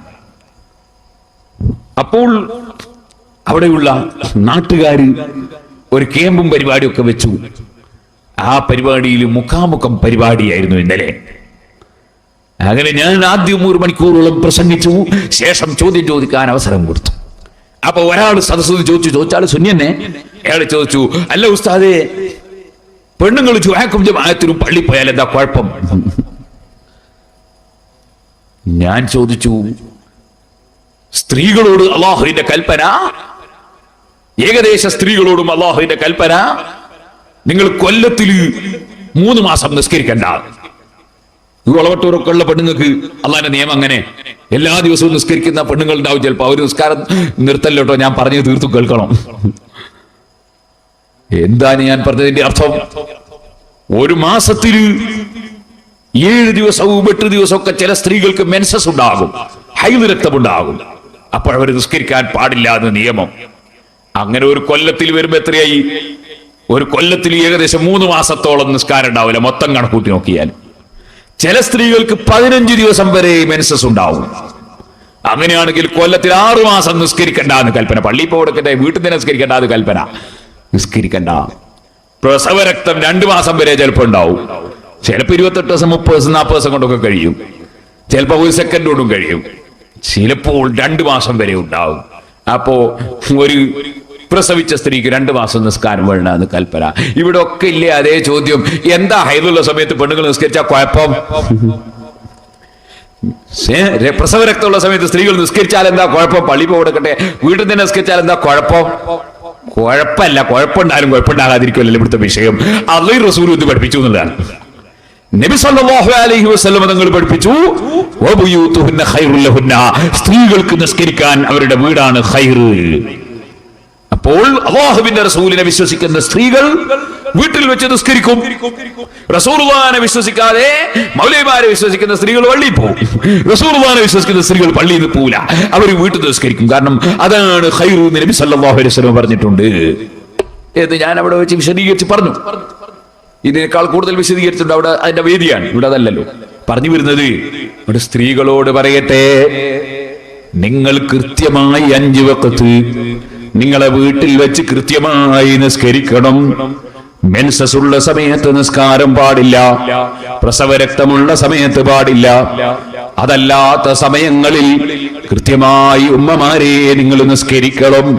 നിസ്കാരം കൈയൊഴിക്കാൻ പാടില്ല. ചില സ്ത്രീകൾക്ക് മെൻസസിന്റെ പുറമെ രോഗം കാരണത്താൽ ബ്ലീഡിംഗ് ഉണ്ടാകുന്ന സ്ത്രീകളുണ്ട്. ആ സമയത്ത് അവർ നിസ്കരിക്കണം. അതെങ്ങനെ നിസ്കരിക്കണം എന്നത് നിങ്ങൾ പണ്ഡിതന്മാരോട് ചോദിച്ച് മനസ്സിലാക്കണം. അതിൽ പല വിധത്തിലുള്ളവരുണ്ട്, പല നിയമങ്ങളുണ്ട്. അതിൽ നേരത്തെ മെൻസസ് ഉണ്ടായി പതിവുള്ളവരുണ്ട്, അതുപോലെ പതിവില്ലാത്തവരുണ്ടാകാം. ചില സ്ത്രീകൾക്ക് നേരത്തെ മെൻസസ് ഉള്ള പീരീഡ് എപ്പോഴാണ് തുടങ്ങുന്നത്, എപ്പോഴാണ് അവസാനിക്കുന്നതെന്ന് ഓർമ്മയുള്ളവരുണ്ടാകാം, ഓർമ്മയില്ലാത്തവരുണ്ടാകാം. അവർക്കൊക്കെ വ്യത്യസ്ത നിയമങ്ങളുണ്ട്. അതുകൊണ്ട് ഞാൻ ഓർമ്മപ്പെടുത്തുന്നു, മെൻസസിന്റെ പീരീഡിനേക്കാൾ അധികം സ്ത്രീകൾക്ക് ബ്ലീഡിംഗ് ഉണ്ടാകുന്നുവെങ്കിൽ അവരാ സമയത്ത് നിസ്കരിക്കൽ നിർബന്ധമാണ്. എങ്ങനെ നിസ്കരിക്കണം എന്നത് മദ്രസകളിൽ പഠിപ്പിക്കപ്പെടുന്നുണ്ട്. ആ മദ്രസയിൽ പഠിച്ചത് ഓർമ്മയില്ലെങ്കിൽ പണ്ഡിതന്മാരോട് ചോദിച്ച് മനസ്സിലാക്കിയവർ നിസ്കരിക്കണമെന്നും, ചോദിക്കാൻ അവർക്ക് മടിയുണ്ടെങ്കിൽ ഭർത്താക്കന്മാര് ചോദിച്ച് മനസ്സിലാക്കി അവർക്ക് പഠിപ്പിച്ചു കൊടുക്കണമെന്നും സാന്ദർഭികമായി ഞാൻ ഉണർത്തുകയാണ്. ഒരു കാര്യം കൂടി എന്റെ ഉമ്മമാരോട് പറയട്ടെ, ഒരു സ്ത്രീയുടെ മെൻസസ് അത് നിൽക്കുന്നത് അസറിന്റെ സമയത്താണെങ്കിൽ, അസറിന്റെ സമയത്താണ് മെൻസസ് നിൽക്കുന്നതെങ്കിൽ ആ സ്ത്രീ കുളിച്ച് വൃത്തിയായി അസർ നിസ്കരിക്കണം. അതിന്റെ പുറമെ അതിന്റെ നേരെ മുമ്പത്തെ ദുഹറും നിസ്കരിക്കണം. ഒരു സ്ത്രീയുടെ മെൻസസ് നിൽക്കുന്നത് ഇശാഇന്റെ സമയത്താണെങ്കിൽ കുളിച്ച് വൃത്തിയായി ഇശാ നിസ്കരിക്കണം. അതിന്റെ പുറമെ ഇശാഇന് മുമ്പുള്ള മഗ്രിബും നിസ്കരിക്കണം. ഇത് കർമ്മശാസ്ത്രപരമായ ഒരു നിയമമാണ്. അതറിയാത്ത സ്ത്രീകൾ മനസ്സിലാക്കി വെക്കണം. അതേ സമയത്ത് സുബ്ഹി ആയതിനു ശേഷമാണ് മെൻസസ് നിൽക്കുന്നതെങ്കിൽ കുളിച്ച് വൃത്തിയായി സുബ്ഹി നിസ്കരിച്ചാൽ മതി. അതിന്റെ മുമ്പത്തെ ഇശാ വേണ്ട. ളുഹർ നിസ്കാരത്തിന്റെ സമയത്താണ് മെൻസസ് നിൽക്കുന്നതെങ്കിൽ കുളിച്ച് വൃത്തിയായി ളുഹറും ളുഹറിന്റെ ശേഷമുള്ളതും നിസ്കരിച്ചാൽ മതി. ളുഹറിന് മുമ്പുള്ള സുബ്ഹി വേണ്ട. മഗ്രിബിന്റെ സമയത്താണ് മെൻസസ് നിൽക്കുന്നതെങ്കിൽ കുളിച്ച് വൃത്തിയായി മഗ്രിബും ശേഷമുള്ള നിസ്കാരങ്ങളും മതി. അസർ നിസ്കാരം നിർവഹിക്കേണ്ടതില്ല. നേരെ മറിച്ച് ഞാൻ ആദ്യം പറഞ്ഞത് മറന്നു പോകണ്ട. അസറിന്റെ സമയത്താണ് മെൻസസ് നിൽക്കുന്നതെങ്കിൽ അതിന് കൂടുതൽ സമയം വേണ്ട. മഗ്രിബ് 6 മണിക്കാണെങ്കിൽ 5:59 മെൻസസ് നിൽക്കുന്നതെങ്കിൽ കുളിച്ച് മഗ്രിബ് നിസ്കരിക്കണം. അതിന്റെ പുറമെ അസറിന്റെ സമയത്താണല്ലോ മെൻസസ് നിന്നത്, അതുകൊണ്ട് അസർ നിസ്കരിക്കണം. അതിന്റെ നേരെ തൊട്ട് മുമ്പുള്ള ദൂറും നിസ്കരിക്കണം. ഇതുപോലെ സുബ്ഹി 5 മണിക്കാണെങ്കിൽ 4:59 മെൻസസ് നിൽക്കുന്നതെങ്കിൽ തന്നെ ആ സ്ത്രീ അതാ കുളിച്ച് വൃത്തിയായി സുബ്ഹി നിസ്കരിക്കണം. അതിന്റെ പുറമെ ഇശാ നിസ്കരിക്കണം. ഇശാഇന് മുമ്പുള്ള മഗ്രിബും നിസ്കരിക്കണം. ഈ മസ്അല അതിന് വന്ന ഉമ്മമാരെ നിങ്ങൾ ശ്രദ്ധിച്ചു വെക്കണമെന്ന് ഉണർത്തുകയാണ്. പഴയ കാലത്ത് കർമ്മശാസ്ത്രപരമായ നിയമങ്ങൾ ധാരാളം പറയുന്ന വഅദിന്റെ 40 ദിവസം 60 ദിവസം 90 ദിവസമൊക്കെ നീണ്ടു നിൽക്കുന്ന വഅദ് പരമ്പരയുണ്ടായിരുന്നു. ഇല്ലേ പഴയ കാലത്ത്? 40 ദിവസത്തെ വഅദ് ഇല്ലേ? നിങ്ങളൊക്കെ കേട്ടില്ലേ? 40 ദിവസത്തെ വഅദൊക്കെ കേട്ടില്ലേ? പഴയ കാലത്ത് അങ്ങനെ ഉണ്ടായിരുന്നു. ഇപ്പോഴതൊക്കെ പോയി. ഇൽമ് പറയാൻ ആളില്ല, മസ്അല പറയാൻ ആളില്ല, ഫിഖ് പറയാൻ ആളില്ല. ഉണ്ടെങ്കിൽ തന്നെ അവർക്ക് സമയമില്ല, ഉണ്ടെങ്കിൽ തന്നെ കേൾക്കാൻ ആൾക്ക് താല്പര്യമില്ല. അവനവന്റെ ദീനിന്റെ നിയമങ്ങൾ പഠിക്കൽ നിർബന്ധമല്ലേ സഹോദരന്മാരെ? നീണ്ടു നിൽക്കുന്ന കർമ്മശാസ്ത്രപരമായ നിയമങ്ങൾ പറയുന്ന ധാരാളം വേദികൾ അഹ്ലുസുന്നത്തി വൽ ജമാഅത്തിന്റെ പണ്ഡിതന്മാരും പ്രവർത്തകരും ഓരോ മഹല്ലത്തുകളിലും സംഘടിപ്പിക്കണം. മസ്അല നന്നായി പഠിച്ച് വാദ് പറയുന്ന പണ്ഡിതന്മാരുണ്ടാകണം. കർമ്മശാസ്ത്ര നിയമങ്ങൾ ജനങ്ങൾക്ക് പറഞ്ഞ് മനസ്സിലാക്കി കൊടുക്കണം. തഖ്വയിലേക്ക് ജനങ്ങളെ ക്ഷണിക്കണം. അതിനാണ് വാദിന്റെ സദസ്സ്. വാദിന്റെ സദസ്സ് എന്ന് പറഞ്ഞാൽ ഉസ്താദിനെ ചീത്ത പറയാനുള്ളതല്ല, ഉസ്താദുമാരെ കുറ്റം പറയാനുള്ളതല്ല, ആലിമീങ്ങളെ ഗ്രൂപ്പ് തിരിച്ച് ചീത്ത പറയാനുള്ളതല്ല, തങ്ങന്മാരെ നിസ്സാരപ്പെടുത്താനുള്ളതല്ല, ഇൽമിന്റെ സദസ്സ് ഗീബത്തും നമീമത്തും ഫിത്നയും ഫസാദും പറയാനുള്ളതല്ല. ഇൽമിന്റെ സദസ്സ് വമൻ അഹ്സനു ഖൗലൻ മിമ്മൻ ദആ ഇലല്ലാഹ്, അല്ലാഹുവിലേക്ക് ജനങ്ങളെ ക്ഷണിക്കുന്നവനേക്കാൾ നല്ല വാക്ക് പറയുന്നവൻ ആരാണെന്ന് പരിശുദ്ധ ഖുർആൻ ചോദിച്ചില്ലേ? അല്ലാഹുവിലേക്ക് ജനങ്ങളെ ക്ഷണിക്കണം, അഥവാ അല്ലാഹുവിന്റെ ദീനിലേക്ക് ക്ഷണിക്കണം. അല്ലാഹുവിനെ പ്രിയം വെക്കുന്ന ജനങ്ങൾ ഇവിടെ ഉണ്ടാകണം, അല്ലാഹുവിനെ ഭയപ്പെടുന്ന ജനങ്ങൾ ഉണ്ടാകണം, അല്ലാഹുവിന്റെ ദീനിന്റെ നിയമം പാലിക്കുന്ന ജനങ്ങൾ ഉണ്ടാകണം, തെറ്റായ പ്രവർത്തനങ്ങളിൽ നിന്ന് മാറി നിൽക്കുന്ന മുത്തഖീങ്ങൾ ഉണ്ടാകണം. അതിന് പ്രചോദനം നൽകാനാണ് വാളിന്റെ സദസ്സ്, ക്ലാസിന്റെ സദസ്സ്, ഇൽമിന്റെ സദസ്സ്. ഈ ബോധം നമ്മെ നിയന്ത്രിക്കണം സഹോദരന്മാരെ. ഞാൻ നീട്ടി സംസാരിക്കുന്നില്ല. എല്ലാ വിഷയങ്ങളിലും പ്രസംഗിച്ച സീഡികളുണ്ട്. വിശദമായ പ്രസംഗം കേൾക്കുന്നവർക്ക് സീഡിയെ ആശ്രയിക്കാം. ഒരു ദിവസം കൊണ്ടെല്ലാം കൂടി പറയാൻ കഴിയില്ലല്ലോ. സുബ്ഹാനല്ലാഹ്, അല്ലാഹുവിന്റെ ദീനിന്റെ നിയമങ്ങളുണ്ടോ പറഞ്ഞാൽ തീരുന്നു. അത് വളരെ വിശാലമായ കടലല്ലേ സഹോദരന്മാരെ? അതിൽ നിന്നൊരു ചെറിയ തുള്ളി പോലും നമുക്ക് ലഭിച്ചിട്ടില്ലല്ലോ. ലഭിച്ചവര് മഹാന്മാരായ ഇമാമിങ്ങളല്ലേ, കഴിഞ്ഞുപോയ പണ്ഡിതന്മാരല്ലേ. ആ പണ്ഡിതന്മാര് പഠിപ്പിച്ച നിയമങ്ങൾ അത് നന്നായി മനസ്സിലാക്കി ജീവിതത്തിൽ പകർത്തി തഖ്വയോടെ ജീവിച്ച് മരിക്കണം. കൃത്യമായി നിസ്കരിക്കണം. എന്റെ ഉമ്മമാരെ, കൃത്യമായി നിങ്ങൾ വീട്ടിൽ വെച്ച് നിസ്കരിക്കണം. നിസ്കാരം ഫർള് മാത്രം പോരാ. സ്ത്രീകളോടും പുരുഷന്മാരോടും എന്നോടും പറയട്ടെ, സുന്നത്ത് നിസ്കരിക്കണം. ഫർള് നിസ്കാരത്തിന് വല്ല ന്യൂനതയുമുണ്ടെങ്കിൽ ആ ന്യൂനത അല്ലാഹു തആല നമുക്ക് ആഖിറത്തിൽ വെച്ച് പരിഹരിച്ച് തരിക സുന്നത്ത് നിസ്കാരം ഉണ്ടാകുമ്പോഴാണ്. അതുകൊണ്ട് സുന്നത്ത് നിസ്കാരങ്ങൾ ധാരാളം ജീവിതത്തിൽ കൊണ്ടുവരണം. അതിന് മടിയന്മാരാകരുത്. നമ്മൾ വളരെയേറെ ശ്രദ്ധിക്കണം.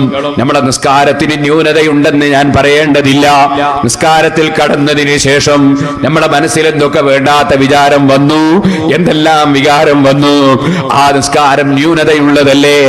ആ ന്യൂനതകളൊക്കെ പരിഹരിക്കാൻ പരമാവധി സുന്നത്ത് നിസ്കാരം വർദ്ധിപ്പിക്കലാണ് പരിഹാരമെന്നും നിസ്കരിക്കുന്ന സമയത്ത് സുജൂദിന്റെ സ്ഥലത്തേക്ക് നോക്കി നിസ്കരിക്കലാണ് ഭക്തിയുണ്ടാകാനുള്ള കാരണമെന്നും നിസ്കാരത്തിന് മുമ്പ് മനുഷ്യന്റെ മനസ്സിലുള്ള പ്രശ്നങ്ങളൊക്കെ പരമാവധി മാറ്റിവെച്ചുകൊണ്ട് തുറന്ന മനസ്സോടെ, അതേ വിശാലമായ മനസ്സോടെ, മറ്റ് ചിന്തകളില്ലാതെ നിസ്കാരത്തിലേക്ക് കടക്കുകയാണ് അതിന്റെ മാർഗമെന്നും ഫത്ഹുൽ മുഈൻ വിശദീകരിച്ചത് കാണാം. മലമൂത്ര വിസർജനം നടത്തേണ്ടവൻ അത് കഴിഞ്ഞിട്ടേ നിസ്കാരത്തിന് വരാവൂ. ഭക്ഷണത്തിന് വിശക്കുന്നവൻ ഭക്ഷണം കഴിച്ചിട്ടേ നിസ്കാരത്തിന് വരാവൂ.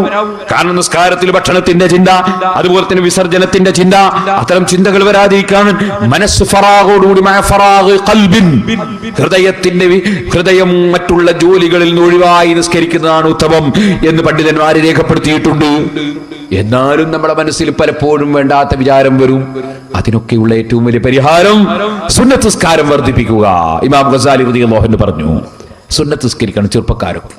ചില സ്ഥലത്തൊക്കെ വയസ്സുള്ള ആളുകൾക്ക് സുന്നത്ത് നിസ്കരിക്കും, ചെറുപ്പക്കാർ സുന്നത്ത് നിസ്കരിക്കൂല. നിങ്ങൾ ഇവിടെ ഒക്കെ അങ്ങനെ എനിക്കറിയില്ല.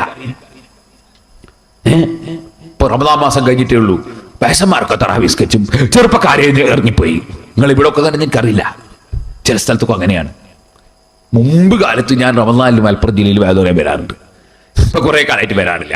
അപ്പൊ ഞാൻ കണ്ടതും അങ്ങനെ തന്നെ. വയസ്സുള്ള കുറച്ച് ആളുകൾ നിസ്കരിച്ച് ചെറുപ്പക്കാർ ഇറങ്ങിപ്പോന്നു. അങ്ങനെ ഉണ്ടാകാൻ പാടില്ല. അങ്ങനെ ഉണ്ടാകാൻ പാടില്ല.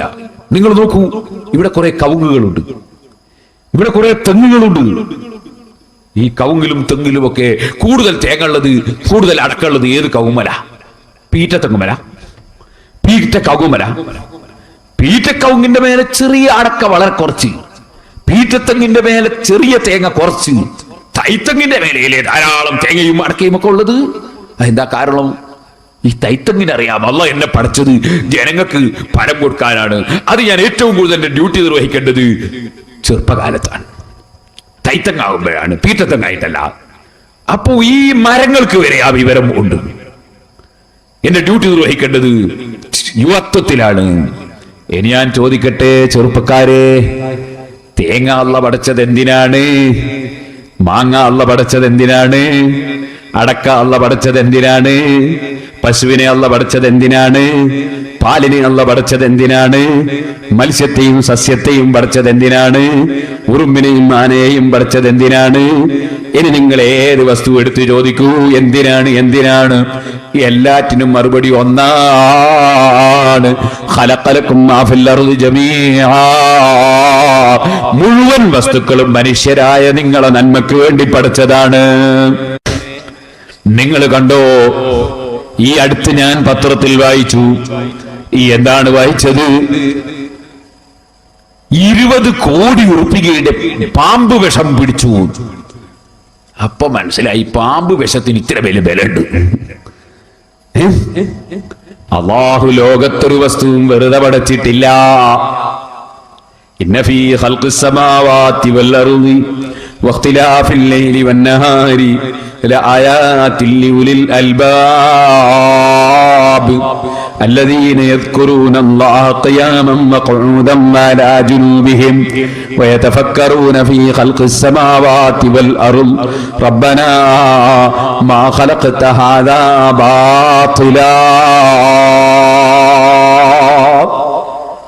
ചിന്തയുള്ള മനുഷ്യന്മാർ ആകാശങ്ങളെ സംബന്ധിച്ചും ഭൂമികളെ സംബന്ധിച്ചും സൂര്യനെ സംബന്ധിച്ചും നക്ഷത്രങ്ങളെ കുറിച്ചും സുബ്ഹാനല്ലാഹ് സർവ്വ സൃഷ്ടികളെ സംബന്ധിച്ചും ഭൂമിയെ കുറിച്ചും ഭൂമിയിലുള്ളതിനെ കുറിച്ചുമൊക്കെ വയതഫക്കറൂന ഫീ ഖൽഖിസ് സമാവാതി വൽ അർള്, ആകാശഭൂമികളുടെ സൃഷ്ടിപ്പിൽ ചിന്തിക്കുന്ന ബുദ്ധിയുള്ള ജനങ്ങൾ അവർ ചിന്തിച്ചുകൊണ്ട് പറയുന്നു, റബ്ബനാ മാ ഖലഖത ഹാദാ ബാതിലാ,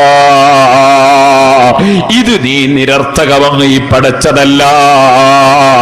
ഇതൊക്കെയും പടച്ചതിന്റെ പിന്നിൽ രഹസ്യങ്ങളുണ്ട്, ഇതിനൊക്കെ ആവശ്യങ്ങളുണ്ട്. എന്നാൽ ഈ വസ്തുക്കളെ മുഴുവനും പടച്ചത് ചെറുപ്പക്കാരാ മനുഷ്യരാകുന്ന നമുക്ക് വേണ്ടിയാണ്. മനുഷ്യനെ അല്ലാഹ് ആദരിച്ചതാണ്. ആ മനുഷ്യന് വേണ്ടി എല്ലാം പടച്ചു. ആനയെ പോറ്റുന്ന മനുഷ്യരുണ്ട്, മനുഷ്യരെ പോറ്റുന്ന ആനയില്ല.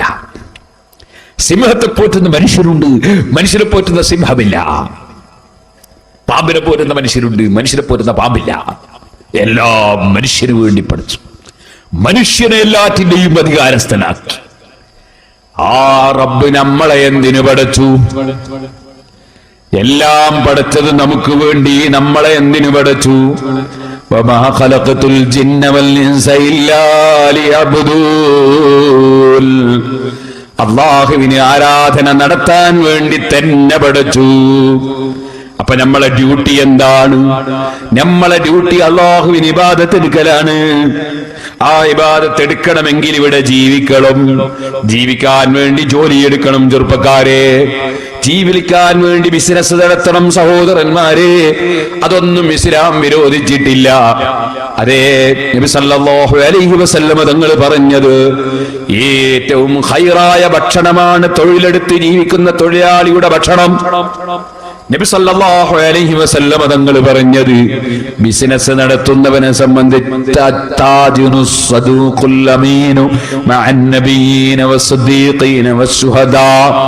അമ്പിയാക്കളെ കൂടെയാണ്, സിദ്ദീഖീങ്ങളുടെ ശുഹദാക്കളെ കൂടെയാണ്. ആര്? സത്യസന്ധനായി വിശ്വസ്തനായി ബിസിനസ് നടത്തുന്ന ബിസിനസ്സുകാരൻ. ചതിക്കുന്നവനല്ല, വഞ്ചിക്കുന്നവനല്ല.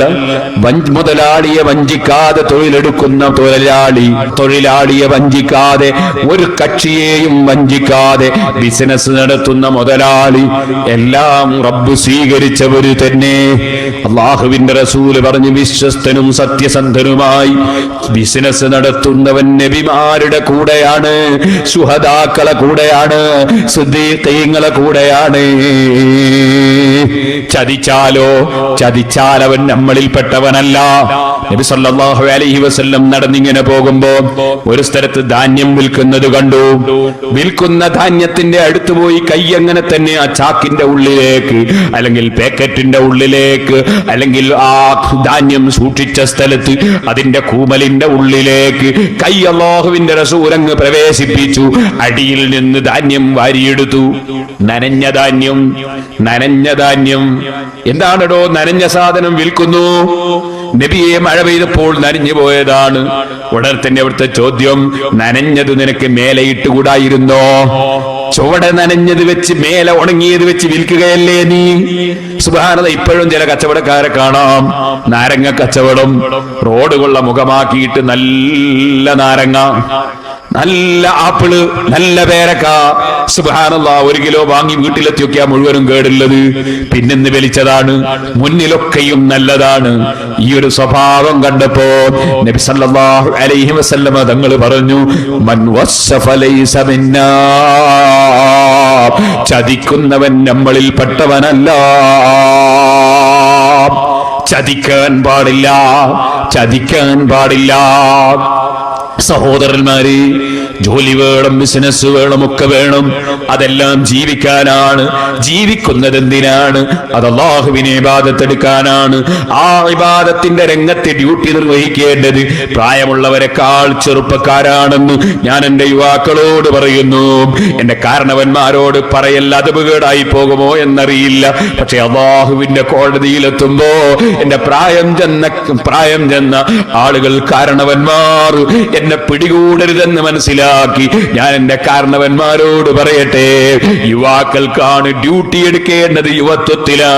യുവത്വത്തിലാണ് ഏറ്റവും കൂടുതൽ ഡ്യൂട്ടി എടുക്കേണ്ടതെന്ന് ഞാൻ എന്റെ ചെറുപ്പക്കാരോട് പറഞ്ഞതുകൊണ്ട്, ഓ പ്രായമുള്ള കാരണവന്മാരെ, നിങ്ങൾ ഡ്യൂട്ടി നിർത്തരുത് കേട്ടോ.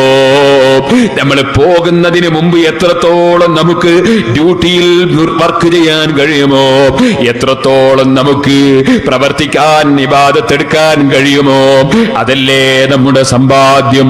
ഖൈറുക്കും മൻ ത്വാല ഉംറുഹു വഹസുന അമലുഹു, നിങ്ങളിൽ ഏറ്റവും ഉത്തമന്മാർ ദീർഘായുസ് ലഭിക്കുകയും നല്ല പ്രവൃത്തി ധാരാളം ചെയ്യാൻ തൗഫീഖ് ലഭിക്കുകയും ചെയ്തവരാണെന്ന് മുഹമ്മദുർ റസൂലുള്ളാഹി സല്ലല്ലാഹു അലൈഹി വസല്ലം പഠിപ്പിച്ചിട്ടുണ്ട്. അതുകൊണ്ട് തന്നെ പ്രായമുള്ളവർ ചിന്തിക്കേണ്ടത് ഇബ്നു നബാത്തുൽ മിസ്രി റളിയല്ലാഹു അൻഹു പറഞ്ഞതുപോലെയാണ്. ഇബ്നു നബാത്തുൽ മിസ്രി തങ്ങൾ പറഞ്ഞത് എന്താണ്?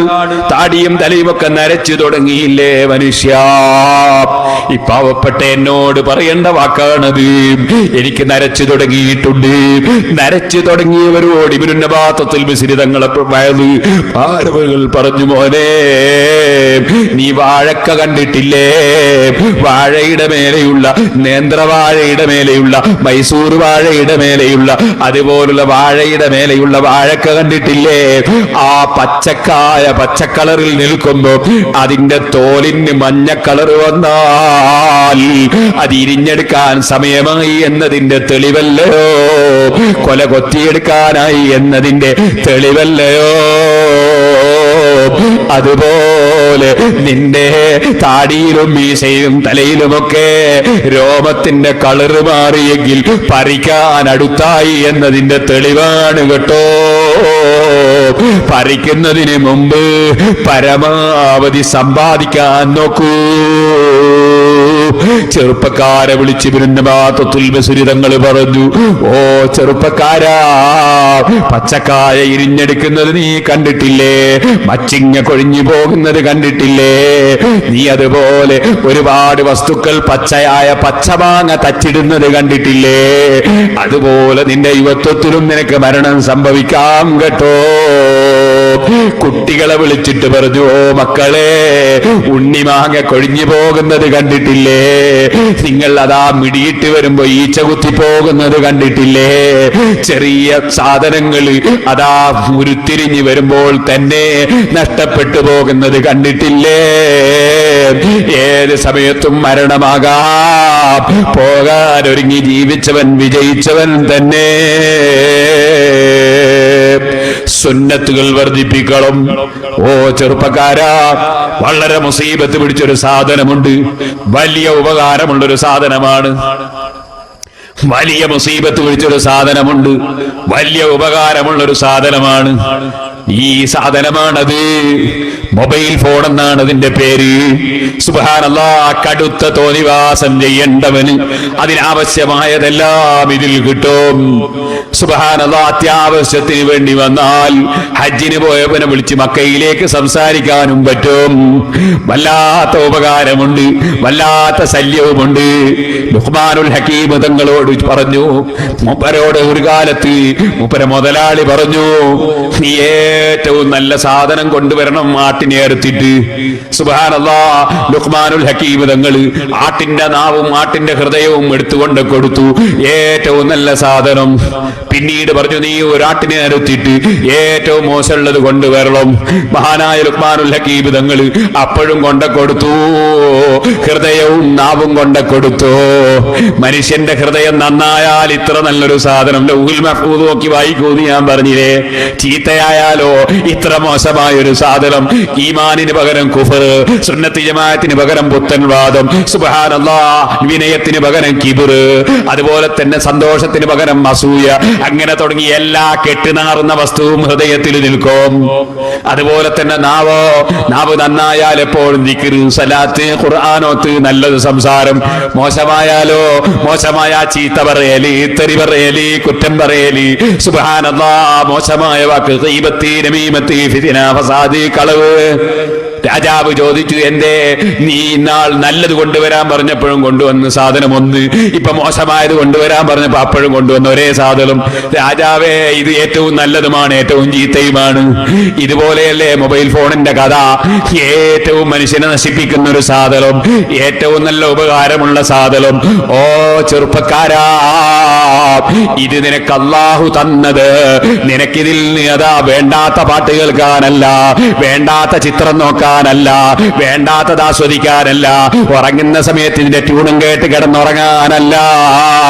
ഉറങ്ങുന്ന സമയത്ത് നീ ആയത്തുൽ കുർസി ഓതിക്കിടക്കൂ, അതുപോലെ ഒതു എടുത്തിട്ട് കിടന്നുറങ്ങൂ, നീ ഖുർആൻ ഓതിക്കിടക്കൂ, നീ ദിക്ർ ചൊല്ലിക്കിടക്കൂ, ഒരു 33 സുബ്ഹാനല്ലാഹ് ചൊല്ലൂ, ഒരു 33 അൽഹംദുലില്ലാഹ് ചൊല്ലൂ, ഒരു 34 അല്ലാഹു അക്ബർ ചൊല്ലൂ. 100 ദിക്ർ. നീ ഇതാ നിന്റെ അക്കൗണ്ട് ക്ലോസ് ആക്കുന്ന സമയമാണ്, ഉറക്കിന്റെ സമയം. ഇതുവരെയുള്ള കർമ്മങ്ങളൊക്കെ നിന്റെ അക്കൗണ്ടിലേക്ക് ഇട്ടിട്ട് അക്കൗണ്ട് ക്ലോസ് ആക്കുന്ന സമയമാണ്. വരവുണ്ട്, ചെലവുണ്ട്. രാവിലെ മുതലേ നീ ചെയ്ത തെറ്റുകൾ ചെലവിന്റെ ഇനത്തിലാണ്, നീ ചെയ്ത സൽക്കർമ്മങ്ങൾ വരവിന്റെ ഇനത്തിലാണ്. ഏതാണ് തൂങ്ങുന്നതെന്ന് മനസ്സിലായിട്ടില്ല. ഉറങ്ങാൻ കിടക്കുന്ന സമയമല്ലേ. 1000 പ്രതിഫലം കിട്ടുന്ന ഒരു 100 ദിക്ർ, ഒരു 33 സുബ്ഹാനല്ലാഹ്, ഒരു 33 അൽഹംദുലില്ലാഹ്, ഒരു 34 അല്ലാഹു അക്ബർ ചൊല്ലിയിട്ട് കിടന്നാൽ നിന്റെ അക്കൗണ്ട് ക്ലോസ് ആക്കുന്ന സമയത്ത് 1000 പ്രതിഫലം നിന്റെ അക്കൗണ്ടിലേക്ക് കിട്ടി കേട്ടോ. ദിക്റും ഖുർആനുമായി കിടന്നുറങ്ങുക, ട്യൂണും കേട്ട് കിടന്നുറങ്ങല്ലേ ചെറുപ്പക്കാരാ.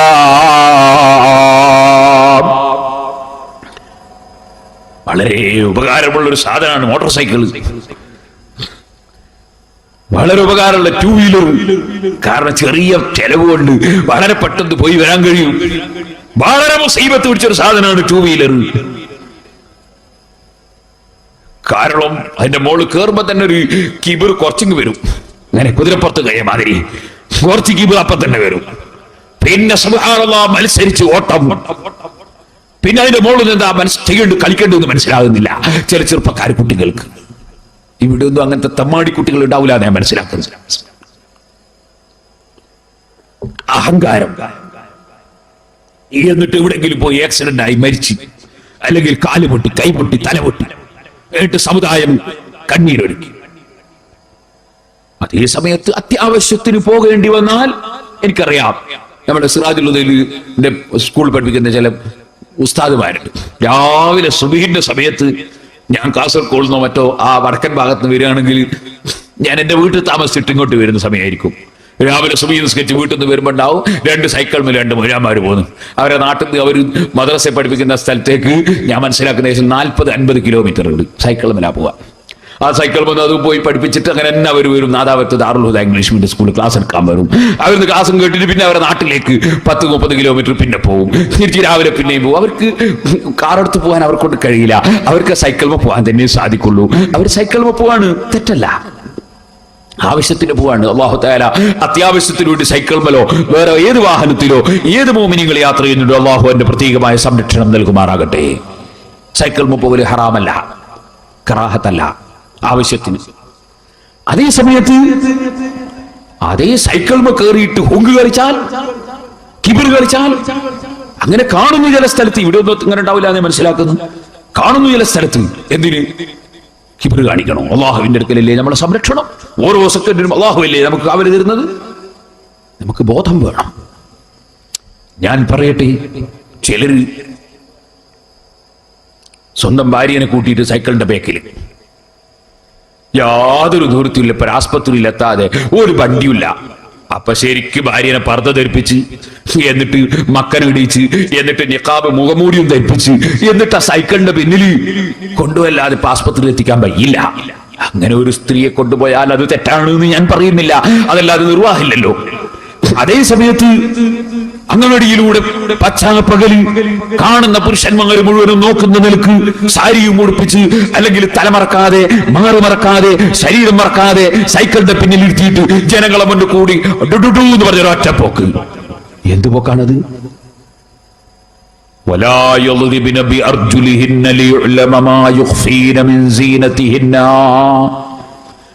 ഓ സ്ത്രീകളെ,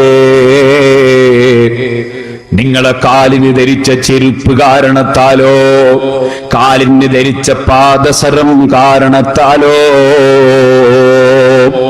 ആഭരണം കാരണത്താലോ അതേ കരയുന്ന ചെരുപ്പ് കാരണത്താലോ ഏത് വിധത്തിലാണെങ്കിലും ശരി, നിങ്ങളെ കാലെടുത്ത് വെച്ചുകൊണ്ടുള്ള ശബ്ദം പോലും കേൾപ്പിച്ച് മറ്റൊരു പുരുഷൻ തിരിഞ്ഞു നോക്കാൻ അവസരമുണ്ടാക്കരുത് കേട്ടോ.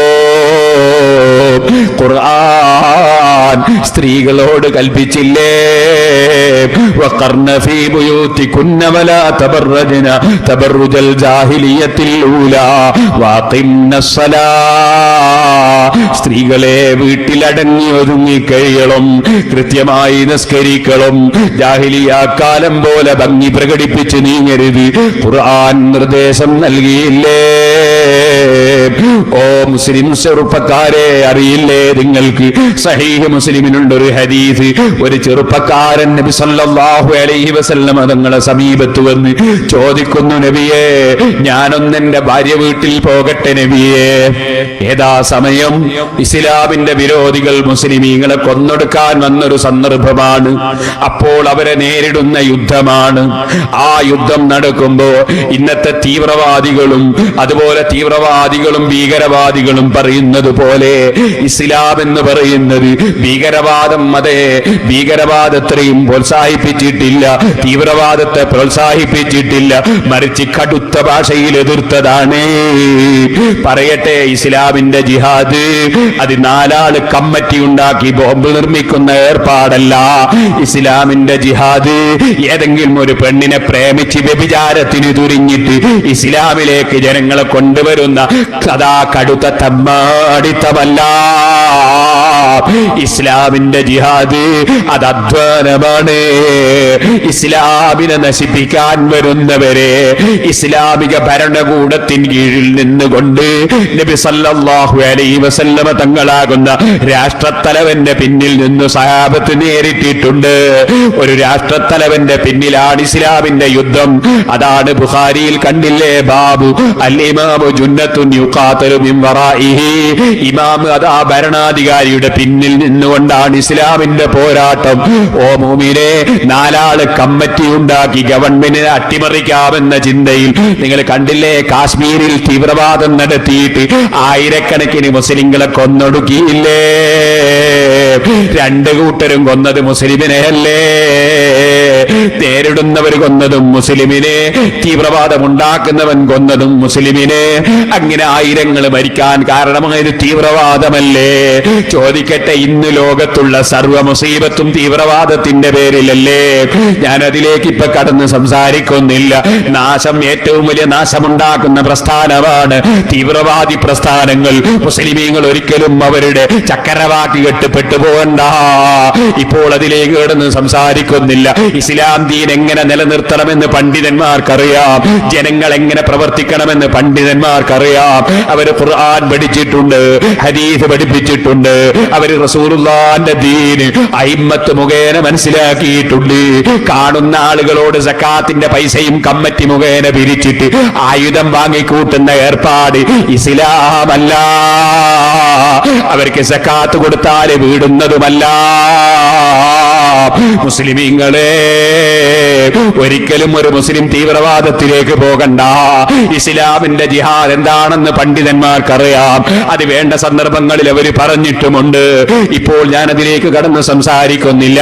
പറഞ്ഞു വന്നതോർക്കളും, അല്ലാഹുവിന്റെ റസൂല് സല്ലല്ലാഹു അലൈഹി വസല്ലമ തങ്ങളുടെ കൂടെ അതാ അനിവാര്യ ഘട്ടത്തിൽ, യുദ്ധം നടക്കുന്ന ഘട്ടത്തിൽ യുദ്ധത്തിന് പോയപ്പോൾ ആ യുദ്ധത്തിൽ പങ്കെടുക്കുന്ന ഒരു ചെറുപ്പക്കാരനാണ്, നബിയെ ഞാനൊന്നെന്റെ വീട്ടിലേക്ക് പോകട്ടെ, ഞാൻ ഈ അടുത്താണ് വിവാഹം കഴിച്ചത്, ഞാൻ അടുത്ത് വിവാഹം കഴിച്ചൊരു ചെറുപ്പക്കാരനാണ്, ഞാനൊന്നെന്റെ ഭാര്യയുള്ള വീട്ടിലേക്ക് പോകട്ടെ. ചോദിച്ചപ്പോൾ സമ്മതം കൊടുത്തു. യുദ്ധത്തിനിടയിൽ സമ്മതം കൊടുത്തു. പറഞ്ഞു, കയ്യിലൊരായുധം, ആയുധം കരുതി പോകണം. ശത്രുക്കൾ എവിടെയെങ്കിലും ഉണ്ടെങ്കിലോ. ആയുധവും കയ്യിൽ പിടിച്ച ചെറുപ്പക്കാരൻ വീട്ടിലേക്ക് പോയി. ഓ യുവാക്കളെ,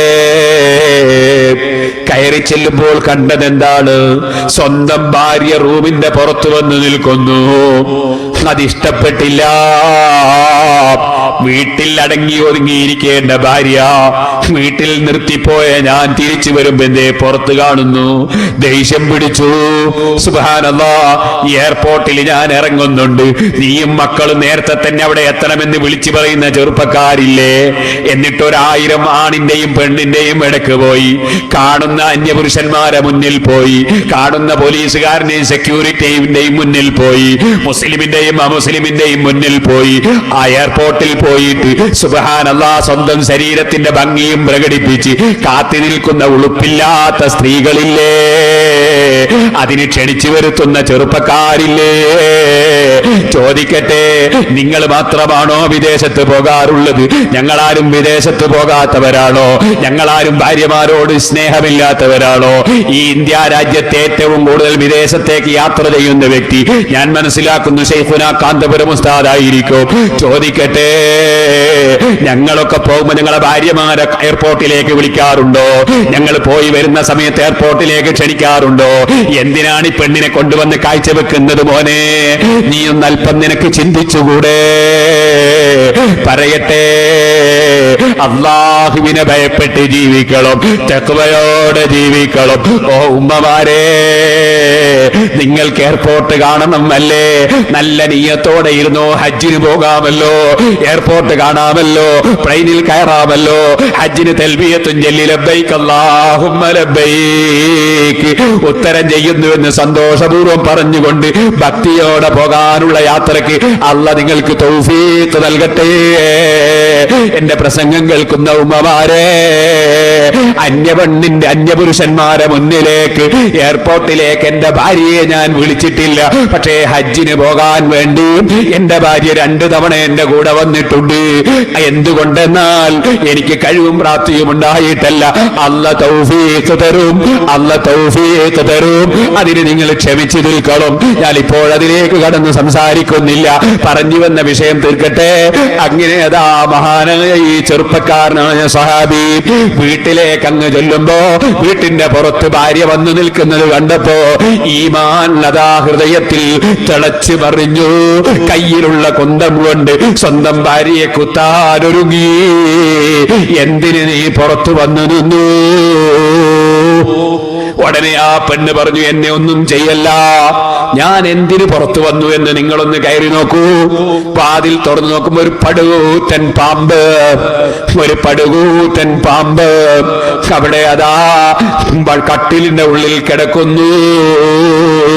കയ്യിലുള്ള ആയുധം കൊണ്ട് ആ ചെറുപ്പക്കാരൻ ആ പാമ്പിനെ എങ്ങട്ട് കുത്തി.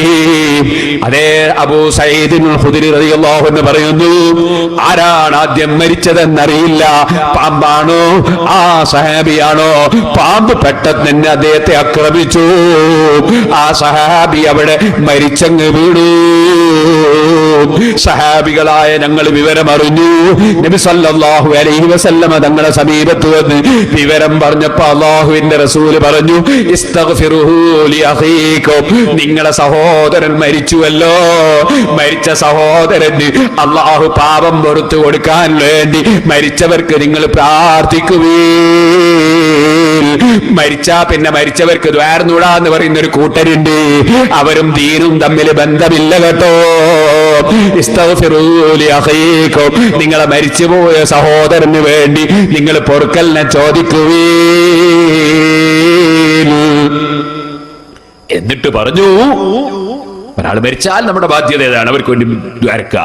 അത് പറഞ്ഞിട്ട് നബി സല്ലല്ലാഹു അലൈഹി വസല്ലം പറഞ്ഞു, ഇന്നലിൽ ബൈത്തി ലഅവാമിറ, വീടുകൾക്ക് ചില വീട് പരിപാലിക്കുന്ന ജിന്നുകളുണ്ട്.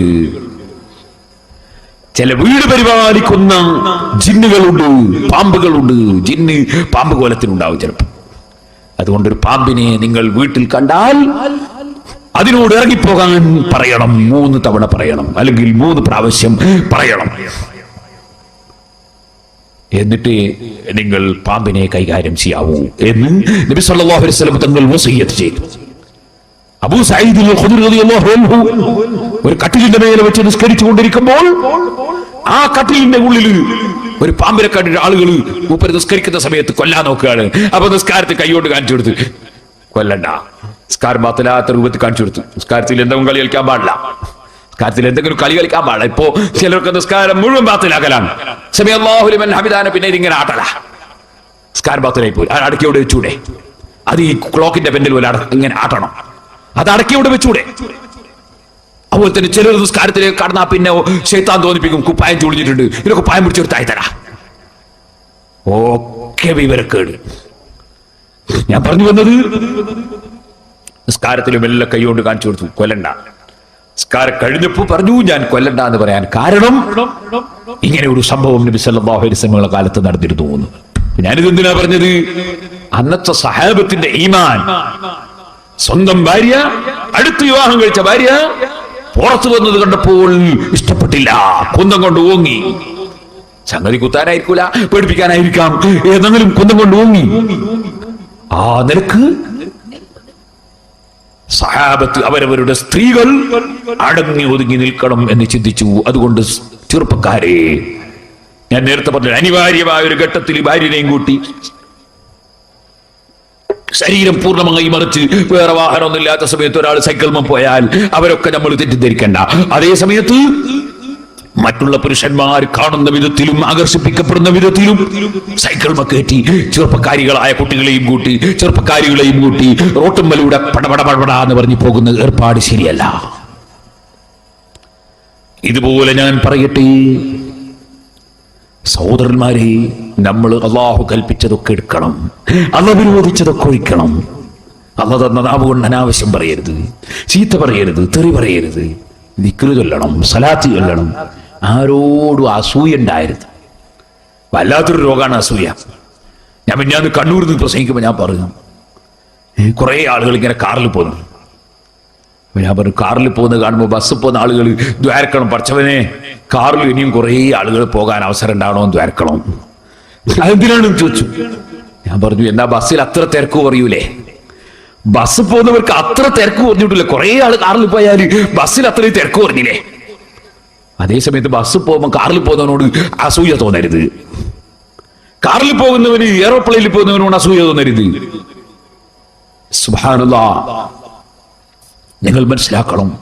നമ്മളെ തൊട്ടടുത്തൊരു വീട്ടുകാരൻ അയാൾ വലിയ പണക്കാരനായി വലിയ പുരണ്ടാക്കി ഒരുപാട് എസ്റ്റേറ്റും ബിൽഡിംഗും ഒക്കെ.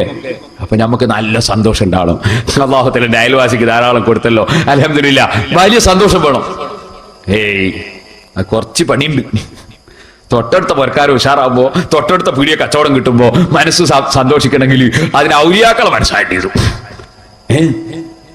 ഞാൻ സാധാരണ പറയാറുണ്ട് തമാശക്ക്, നിസ്കരിച്ചിരുന്നിട്ട് ദ്വാരക്ക ഇമാമ് അള്ളാഹുയെ പുറത്തു തരണേ, കാരുണ്യം ചെയ്യണേ, ഞങ്ങൾക്ക് ഗുണം ചെയ്യണേ, ഉപ്പാക്കും ഗുണം ചെയ്യണം, മാപ്പാക്കും ഗുണം ചെയ്യണം, ഉമ്മാക്കും ഗുണം ചെയ്യണം, ഇങ്ങനെ ദ്വാരപോലെ ജീറാനിനെ അയൽവാസികൾക്കും ഗുണം ചെയ്യണേ എന്ന് പറയുമ്പോ ആമീൻ അർത്ഥം അറിയെങ്കിൽ പലരും ആമീൻ പറയൂല. അയൽവാസികൾക്ക് ഗുണം ചെയ്യും, തൊട്ടടുത്തവർക്കാരന് ഗുണം കിട്ടണമെന്ന് ചിന്തിക്കുന്ന മനുഷ്യന്മാരും വളരെ കുറവാ. തൊട്ടടുത്തവർക്കാരൻ വളരെ ഉഷാറാകുമ്പോൾ നമ്മളെ മനസ്സിൽ നല്ല സന്തോഷം ഉണ്ടാവണം. എന്തിനാ വലിയാരെ അവൻ ഉഷാറാകുന്ന നമുക്ക് സന്തോഷം. അയാളെടുത്ത് ധാരാളം ഉണ്ടെങ്കിൽ അയാളോട് പിരിവ് വാങ്ങിയിട്ട് നമുക്ക് മദ്രസ നടത്തിക്കൂടെ, നമുക്ക് പള്ളി നടത്തിക്കൂടെ? അങ്ങനെ പള്ളിക്ക് മദ്രസ ഒക്കെ അയാളെടുത്ത് കിട്ടണേ, അയാളെടുത്ത് ഉണ്ടാണ്ടേ? കലത്തിലില്ലാതെ വെള്ളം കഴിയോ? അപ്പൊ കലത്തിൽ ഉണ്ടാകണ്ടേ? അയാൾക്ക് ഉണ്ടാവണമെന്ന് വിചാരിക്കണം. അതിന് മുസ്ലിയാരെ ഒരൊറ്റനായാക്കാശ് ഒരു മദ്രസക്കും കൊടുക്കൂല, ഒരു പള്ളിക്കും കൊടുക്കൂല. അങ്ങനത്തെ ബഹയിലാണ് അയാൾ. ആയിക്കോട്ടെ, എന്നാ പിന്നെ നമുക്ക് അയാളോട് കടം വാങ്ങാം, അയാളോട് കടം വാങ്ങിച്ചൂടെ? മുസ്ലിയാരെ ഒരൊറ്റനായാക്കാശ് അയാൾ കടവും കൊടുക്കൂല, അങ്ങനത്തെ ആനവഹയില. എന്നാലും നമ്മൾ സന്തോഷിക്കണ അയാൾക്ക് ഉണ്ടാവുമ്പോ അതെന്തിനാ? അയാള് നമ്മളോട് കടം ചോദിക്കൂലല്ലോ. അയാളെടുത്ത് ധാരാളുണ്ട്, പിന്നെ നമ്മളോട് അയാൾ കടം ചോദിക്കൂലല്ലോ. അപ്പൊ നമ്മൾ രക്ഷപ്പെട്ടില്ലേ? ഒരാൾക്ക് ഉള്ളത് കൊണ്ട് നമുക്ക് എന്താ ദോഷം? ഒരാൾക്ക് എന്തെങ്കിലും ഉണ്ടാകുന്നതുകൊണ്ട് നമുക്ക് എന്താ ദോഷം? നേരെ മറിച്ച് ഇല്ലെങ്കിലല്ലേ കുഴപ്പം. അതുകൊണ്ട് ദുന്യാവ് കിട്ടുന്നുവെങ്കിലും ആഖിറം കിട്ടുന്നുവെങ്കിലും സഹോദരന് കിട്ടുന്നതിൽ സന്തോഷിക്കണം. അതാണ് യഥാർത്ഥ മുസ്ലിം. അഹിബ്ബ ലിന്നാസി മാ തുഹിബ്ബു ലിനഫ്സിക തകുൻ മുസ്ലിമാ. നിന്റെ സ്വന്തം ശരീരത്തിന് നീ എന്ത് ഇഷ്ടപ്പെടുന്നുണ്ടോ അത് നീ മറ്റ് ജനങ്ങൾക്ക് ഇഷ്ടപ്പെടണം. അപ്പോഴാണ് നീ മുസ്ലിം ആകുന്നതെന്ന് മുഹമ്മദുർ റസൂലുള്ളാഹി സല്ലല്ലാഹു അലൈഹി വസല്ലം തങ്ങളുടെ പ്രസ്താവന. നിന്റെ സ്വന്തം നഫ്സിന് നിനക്ക് എന്താ ഇഷ്ടോ? നിന്റെ കടയിൽ നല്ല കച്ചവടം ഉണ്ടാവും, എന്നാ മറ്റവന്റെ കടയിൽ ഉണ്ടാവുമ്പോൾ സന്തോഷിക്കണം. എന്റെ മക്കളൊക്കെ നന്നാണ്, എന്നാ ബാക്കിയുള്ളവന്റെ മക്കളും നന്നാണ്. ഞാൻ നല്ല ആരോഗ്യം ഉണ്ടാവും, എന്നാ മറ്റുള്ളവർക്കും ആരോഗ്യം ഉണ്ടാവണം. എനിക്ക് ധാരാളം കൃഷി വേണം, എന്നാ മറ്റുള്ളവർക്കും വേണം. എനിക്ക് ധാരാളം ഇൽമു വേണം, എന്നാ ബാക്കിയുള്ളവർക്കും വേണം. നിനക്കെന്ത് ഇഷ്ടപ്പെടുന്നോ അത് നീ മറ്റുള്ളവർക്ക് ഇഷ്ടപ്പെടും. അപ്പോഴാണ് മുസ്ലിം ആകുന്നത്. നേരെ മറിച്ച് സങ്കുചിത മനസ്ഥിതി. നമ്മളൊരു ബസ്സിന് കൈ കാണിച്ച്, ആ ബസ് കൈ കാണിച്ചപ്പോ ഡ്രൈവർ നിർത്തിയില്ല. അപ്പൊ ഓനെ കുറെ ചീത്ത പറഞ്ഞ്, ഹാമുക്ക് നിർത്താണ്ട് പോയി, എനിക്ക് കോഴിക്കോട്ട് വളരെ പെട്ടെന്ന് എത്തേണ്ടിയുണ്ട്, എന്താ വന്ന് ചവിട്ടുമ്പോഴേക്ക് എന്ത് വരാനാ? സുബ്ഹാനല്ലാഹ്, 9:30 മണിക്ക് പോകേണ്ട ബസ് 9:50 വന്നത്. 9:50 വേറൊരു ബസ് ഈ റൂട്ടിൽ പോകേണ്ടതുണ്ട്. അയാള് ടയർ ചീത്തയായിട്ട് സമയം പോയതാണ്. അപ്പൊ ഇപ്പൊ വണ്ടിയിൽ ആളെടുത്താൽ മറ്റേ ബസ്സിന്റെ ആളെടുത്തു വന്നത് അനീതിയാണ്. ബാക്കിൽ തന്നെ ഒരു ബസ് ഉണ്ട്, അതിൽ കയറേണ്ട ആളുകൾ ഇപ്പൊ ഇവൻ പെറുക്കിയാ മോശമല്ലേ? ഇയാൾ നീതി പുലർത്തിയതാണ്, നിർത്താതെ പോയി. പക്ഷെ നമ്മൾക്കുണ്ടോ ഒരാളെ കുറ്റം പറയുമ്പോ തിരിച്ചും പറഞ്ഞു ആലോചന? നമ്മൾ ഉടനെ തന്നെ ഡ്രൈവറെ ചീത്ത പറഞ്ഞില്ലേ, ഹാമക്ക് ചവിട്ടാണ്ട് പോയി. വാസ്തവത്തിൽ അവനല്ല ഹാമക്ക് പറഞ്ഞ, നീയാ ഹാമക്ക്. ഇരിക്കട്ടെ, അവൻ നീതി പുലർത്തിയവനാണ്. മറ്റേ ബസ്സിന്റെ ആളെ ഞാൻ എടുക്കാൻ പാടില്ല, ആളുകൾക്ക് നിർത്താതെ പോയതാണ്. അത് കഴിഞ്ഞ് കുറച്ചപ്പുറത്തെത്തി, അവനങ്ങ് പോയി. ഉടനെ ബേക്കിൽ ഒരു ബസ് വന്ന് ആ ബസ് കൈ കാണിച്ച് നിർത്തി, ആളെ കൊണ്ട് നിർത്തി. കയറി, നമ്മൾ കയറി കുറച്ചപ്പുറത്തി, ഒരു 100-150 മീറ്റർ. അപ്പൊ വേറെ ആള് കൈ കാണിച്ച് ബസ് അവിടെ നിർത്തി, അയാളെ എടുത്ത്. പിന്നെ ഒരു 200 മീറ്റർ അപ്പുറത്ത് ഒരു പെണ്ണ് കൈ കാണിച്ച്, അവിടെ നിർത്തി, അവളെ എടുത്ത്. പിന്നെ ഒരു 150 മീറ്റർ ബാസിലുള്ള ആൾ കൈ കാണിച്ച്, അവിടെയും നിർത്തി. അപ്പൊ ഇയാള് ഇത് കാണുന്നിടത്തൊക്കെ ചവിട്ടുന്ന ബസ് ഇതപ്പോ കോഴിക്കോട്ടെത്തുക. നമ്മൾ കൈ കാണിച്ചാൽ നിർത്തണം, കയറ്റണം, പിന്നെ ഒരൊറ്റ പോക്ക് കോഴിക്കോട്ടേക്ക്. എന്തൊരു നല്ല മനസ്സാന്നറിയോ? ഈ രൂപത്തിലാകാതെ മനസ്സ് ശുദ്ധിയാകണം. അപ്പോഴാ തഖ്വ. ആരോടും അസൂയ ഉണ്ടാകരുത്, ഞാനൊരു വലിയവനാണെന്ന ചിന്ത ഉണ്ടാകരുത്, എനിക്കെന്തിനും കഴിയുമെന്ന ചിന്ത ഉണ്ടാകരുത്. വലിയവൻ ഒന്നേ ഉള്ളൂ, അല്ലാഹു അക്ബർ. അല്ലാഹ് വലിയവനാണ്, മറ്റുള്ളവരൊന്നും വലിയവരല്ല. ആ റബ്ബാണ് എല്ലാവർക്കും കൊടുക്കുന്നത്, അതിൽ എനിക്ക് പരാതിയില്ല. വിശാലമായ മനസ്സോടെ മനുഷ്യൻ ജീവിക്കണം. ഞാൻ എന്റെ പ്രസംഗം നിർത്തട്ടെ. ഒരു തത്വം കൂടി നിങ്ങളോട് പറയുന്നു. ഇങ്ങോട്ട് ആരെന്ത് തെറ്റ് ചെയ്തോ ചെയ്തവന് പൊരുത്തപ്പെട്ടു കൊടുക്കണം. അങ്ങോട്ട് നമ്മൾ എന്ത് തെറ്റ് ചെയ്തോ അതെപ്പോഴും ഓർമ്മിക്കണം. ഇങ്ങോട്ട് ചെയ്ത തെറ്റ് ഓർമ്മിക്കാൻ പാടില്ല. ഇങ്ങോട്ടൊരു മനുഷ്യൻ ചെയ്ത തെറ്റ് ഓർമ്മിക്കാൻ പാടില്ല. സ്വർഗത്തിൽ കടക്കണോ? മുത്തഖീങ്ങൾക്കാണ് സ്വർഗം. ഉഇദ്ദത്തിൽ മുത്തഖീൻ. ആരാണ് മുത്തഖീങ്ങൾ? അല്ലദീന യുൻഫിഖൂന ഫിസ്സറായി വല്ലറായി വൽകാളിമീനൽ ഗൈള വൽആഫീന അനിന്നാസ്. ജനങ്ങൾക്ക് വിട്ടുവീഴ്ച ചെയ്യുന്ന മുത്തഖീങ്ങൾക്കാണ് സ്വർഗം. ജനങ്ങൾക്ക് വിട്ടുവീഴ്ച ചെയ്യണം. സാമ്പത്തിക ശേഷി ഉള്ളപ്പോഴും ഞെരുക്കമുള്ളപ്പോഴും കഴിവനുസരിച്ച് ധർമ്മം ചെയ്യണം, ചെലവാക്കണം. അതുപോലെ ദേഷ്യം പിടിച്ചാ ദേഷ്യം അങ്ങ് മനസ്സിൽ മൂടി വെക്കണം. ദേഷ്യം പ്രകടിപ്പിക്കരുത്, ചീത്ത പറയരുത്, തെറി പറയരുത്, കല്ലെടുത്തെറിയരുത്, കൂക്ക് വിളിക്കരുത്, വികാരം പ്രകടിപ്പിക്കരുത്, അതാ പ്രകോപനം ഉണ്ടാക്കരുത്, തീവ്രവാദിയാകരുത്. വിട്ടുവീഴ്ച ചെയ്യുന്ന മനുഷ്യനാകണം. അവനാണ് സ്വർഗമെന്നല്ല പഠിപ്പിക്കുന്നു. കുടുംബങ്ങൾ തമ്മിൽ തെറ്റി ജീവിക്കുന്നവരില്ലേ, എന്തായാലും ഒരു ഇഞ്ച് ഞാൻ വിട്ടുകൊടുക്കൂല എന്ന നിലക്ക് കുടുംബവുമായി പോരാടുന്നവരില്ലേ, അയൽവാസികളുമായി പോരാടുന്നവരില്ലേ, ഗുരുവും ശിഷ്യനും തമ്മിൽ ഒരു ഇഞ്ച് വിടൂല എന്ന നിലക്ക് വാശി പിടിച്ച് നീങ്ങുന്നവരില്ലേ, സ്വന്തം ഉസ്താദുമാരെ തന്നെ ചീത്ത പറയുന്ന വാശിക്കാരില്ലേ. അല്ല ഖൽബ് ശുദ്ധീകരിച്ചില്ലെങ്കിൽ അപകടം തന്നെ. ഓ മുസ്ലിമീങ്ങളെ, അള്ളയാണ് വലിയവനെന്ന് ചിന്തിക്കുമ്പോ ഞാനൊരു വലിയവനാണെന്ന ചിന്തയില്ല. അവരാർക്കും കൊടുക്കുന്നതിൽ അസൂയയില്ല. നമ്മളോട് ആരെങ്കിലും തെറ്റ് ചെയ്തെങ്കിൽ അള്ളാന്റെ ഖളായിന് അയാളോട് അങ്ങനെ ചെയ്തു പോയി എന്ന് മനസ്സിലാക്കി മാപ്പ് കൊടുക്കുന്നതിന് വിഷമമില്ല. അതുകൊണ്ട് തന്നെ പറയട്ടെ, ഇങ്ങോട്ടാരെന്ത് തെറ്റ് ചെയ്തിട്ടുണ്ടെങ്കിലും അതങ്ങ് വിട്ടുവീഴ്ച ചെയ്ത് മറന്നു കളയണം. നമ്മൾ ആരോട് തെറ്റ് ചെയ്തിട്ടുണ്ടോ അതെപ്പോഴും ഓർമ്മിക്കണം. അങ്ങോട്ട് ചെയ്ത തെറ്റ് എപ്പോഴും ഓർമ്മിക്കണം. ഇതുപോലെ ഞാൻ പറയട്ടെ, ഒരാൾ നമുക്കൊരു ഉപകാരം ചെയ്തു തന്നാൽ ഉപകാരം ചെയ്തവനെ എപ്പോഴും ഓർമ്മിക്കണം. അതിന് നന്ദി ചെയ്യാൻ ശ്രമിക്കണം. നമ്മൾ ആർക്കെങ്കിലും വല്ല ഉപകാരവും ചെയ്തു കൊടുത്തിട്ടുണ്ടെങ്കിൽ അത് മനസ്സുകൊണ്ടങ്ങ് മറന്നു കളയണം. അത് അല്ലാഹ് നമുക്ക് തന്നൊരവസരമാണ്. അത് അള്ളാഹുവിന്റെ കഴിവിൽപ്പെട്ടതാണ്. അവൻ എനിക്ക് തന്നൊരു തൗഫീഖാണ്. അത് എന്റെ വകയല്ല, അത് അള്ളാന്റെ വകയാണ്. അതുകൊണ്ട് ഞാൻ ഇന്ന ഉപകാരം ചെയ്തുവെന്ന് ഒരാളും ഉപകാരം ചെയ്ത ഉപകാരം ഓർമ്മിക്കാൻ പാടില്ല. അതേ സമയത്ത് നമുക്കാരെങ്കിലും ഉപകാരം ചെയ്താൽ അതെപ്പോഴും നമ്മൾ ഓർമ്മിക്കുകയും നന്ദിയുള്ളവരാവുകയും വേണം. നബി സല്ലല്ലാഹു അലൈഹി വസല്ലം തങ്ങൾ നമ്മളെ ഖൽബ് നന്നാകാൻ വേണ്ടി പറഞ്ഞ വസിയത്തുകൾ ജീവിതത്തിൽ പുലർത്തി ജീവിക്കണേ സഹോദരിമാരെ, സഹോദരന്മാരെ. രഹസ്യം അറിയുന്ന രാജാവ്, പരസ്യം അറിയുന്ന രാജാവ്, ആ രാജാവിന്റെ മുമ്പിൽ ഒരു കോടതി ഉണ്ടെന്ന ബോധത്തോടെ ഇന്ന് കാണുന്ന ആഡംബരങ്ങളെല്ലാം നശിച്ചു പോകും.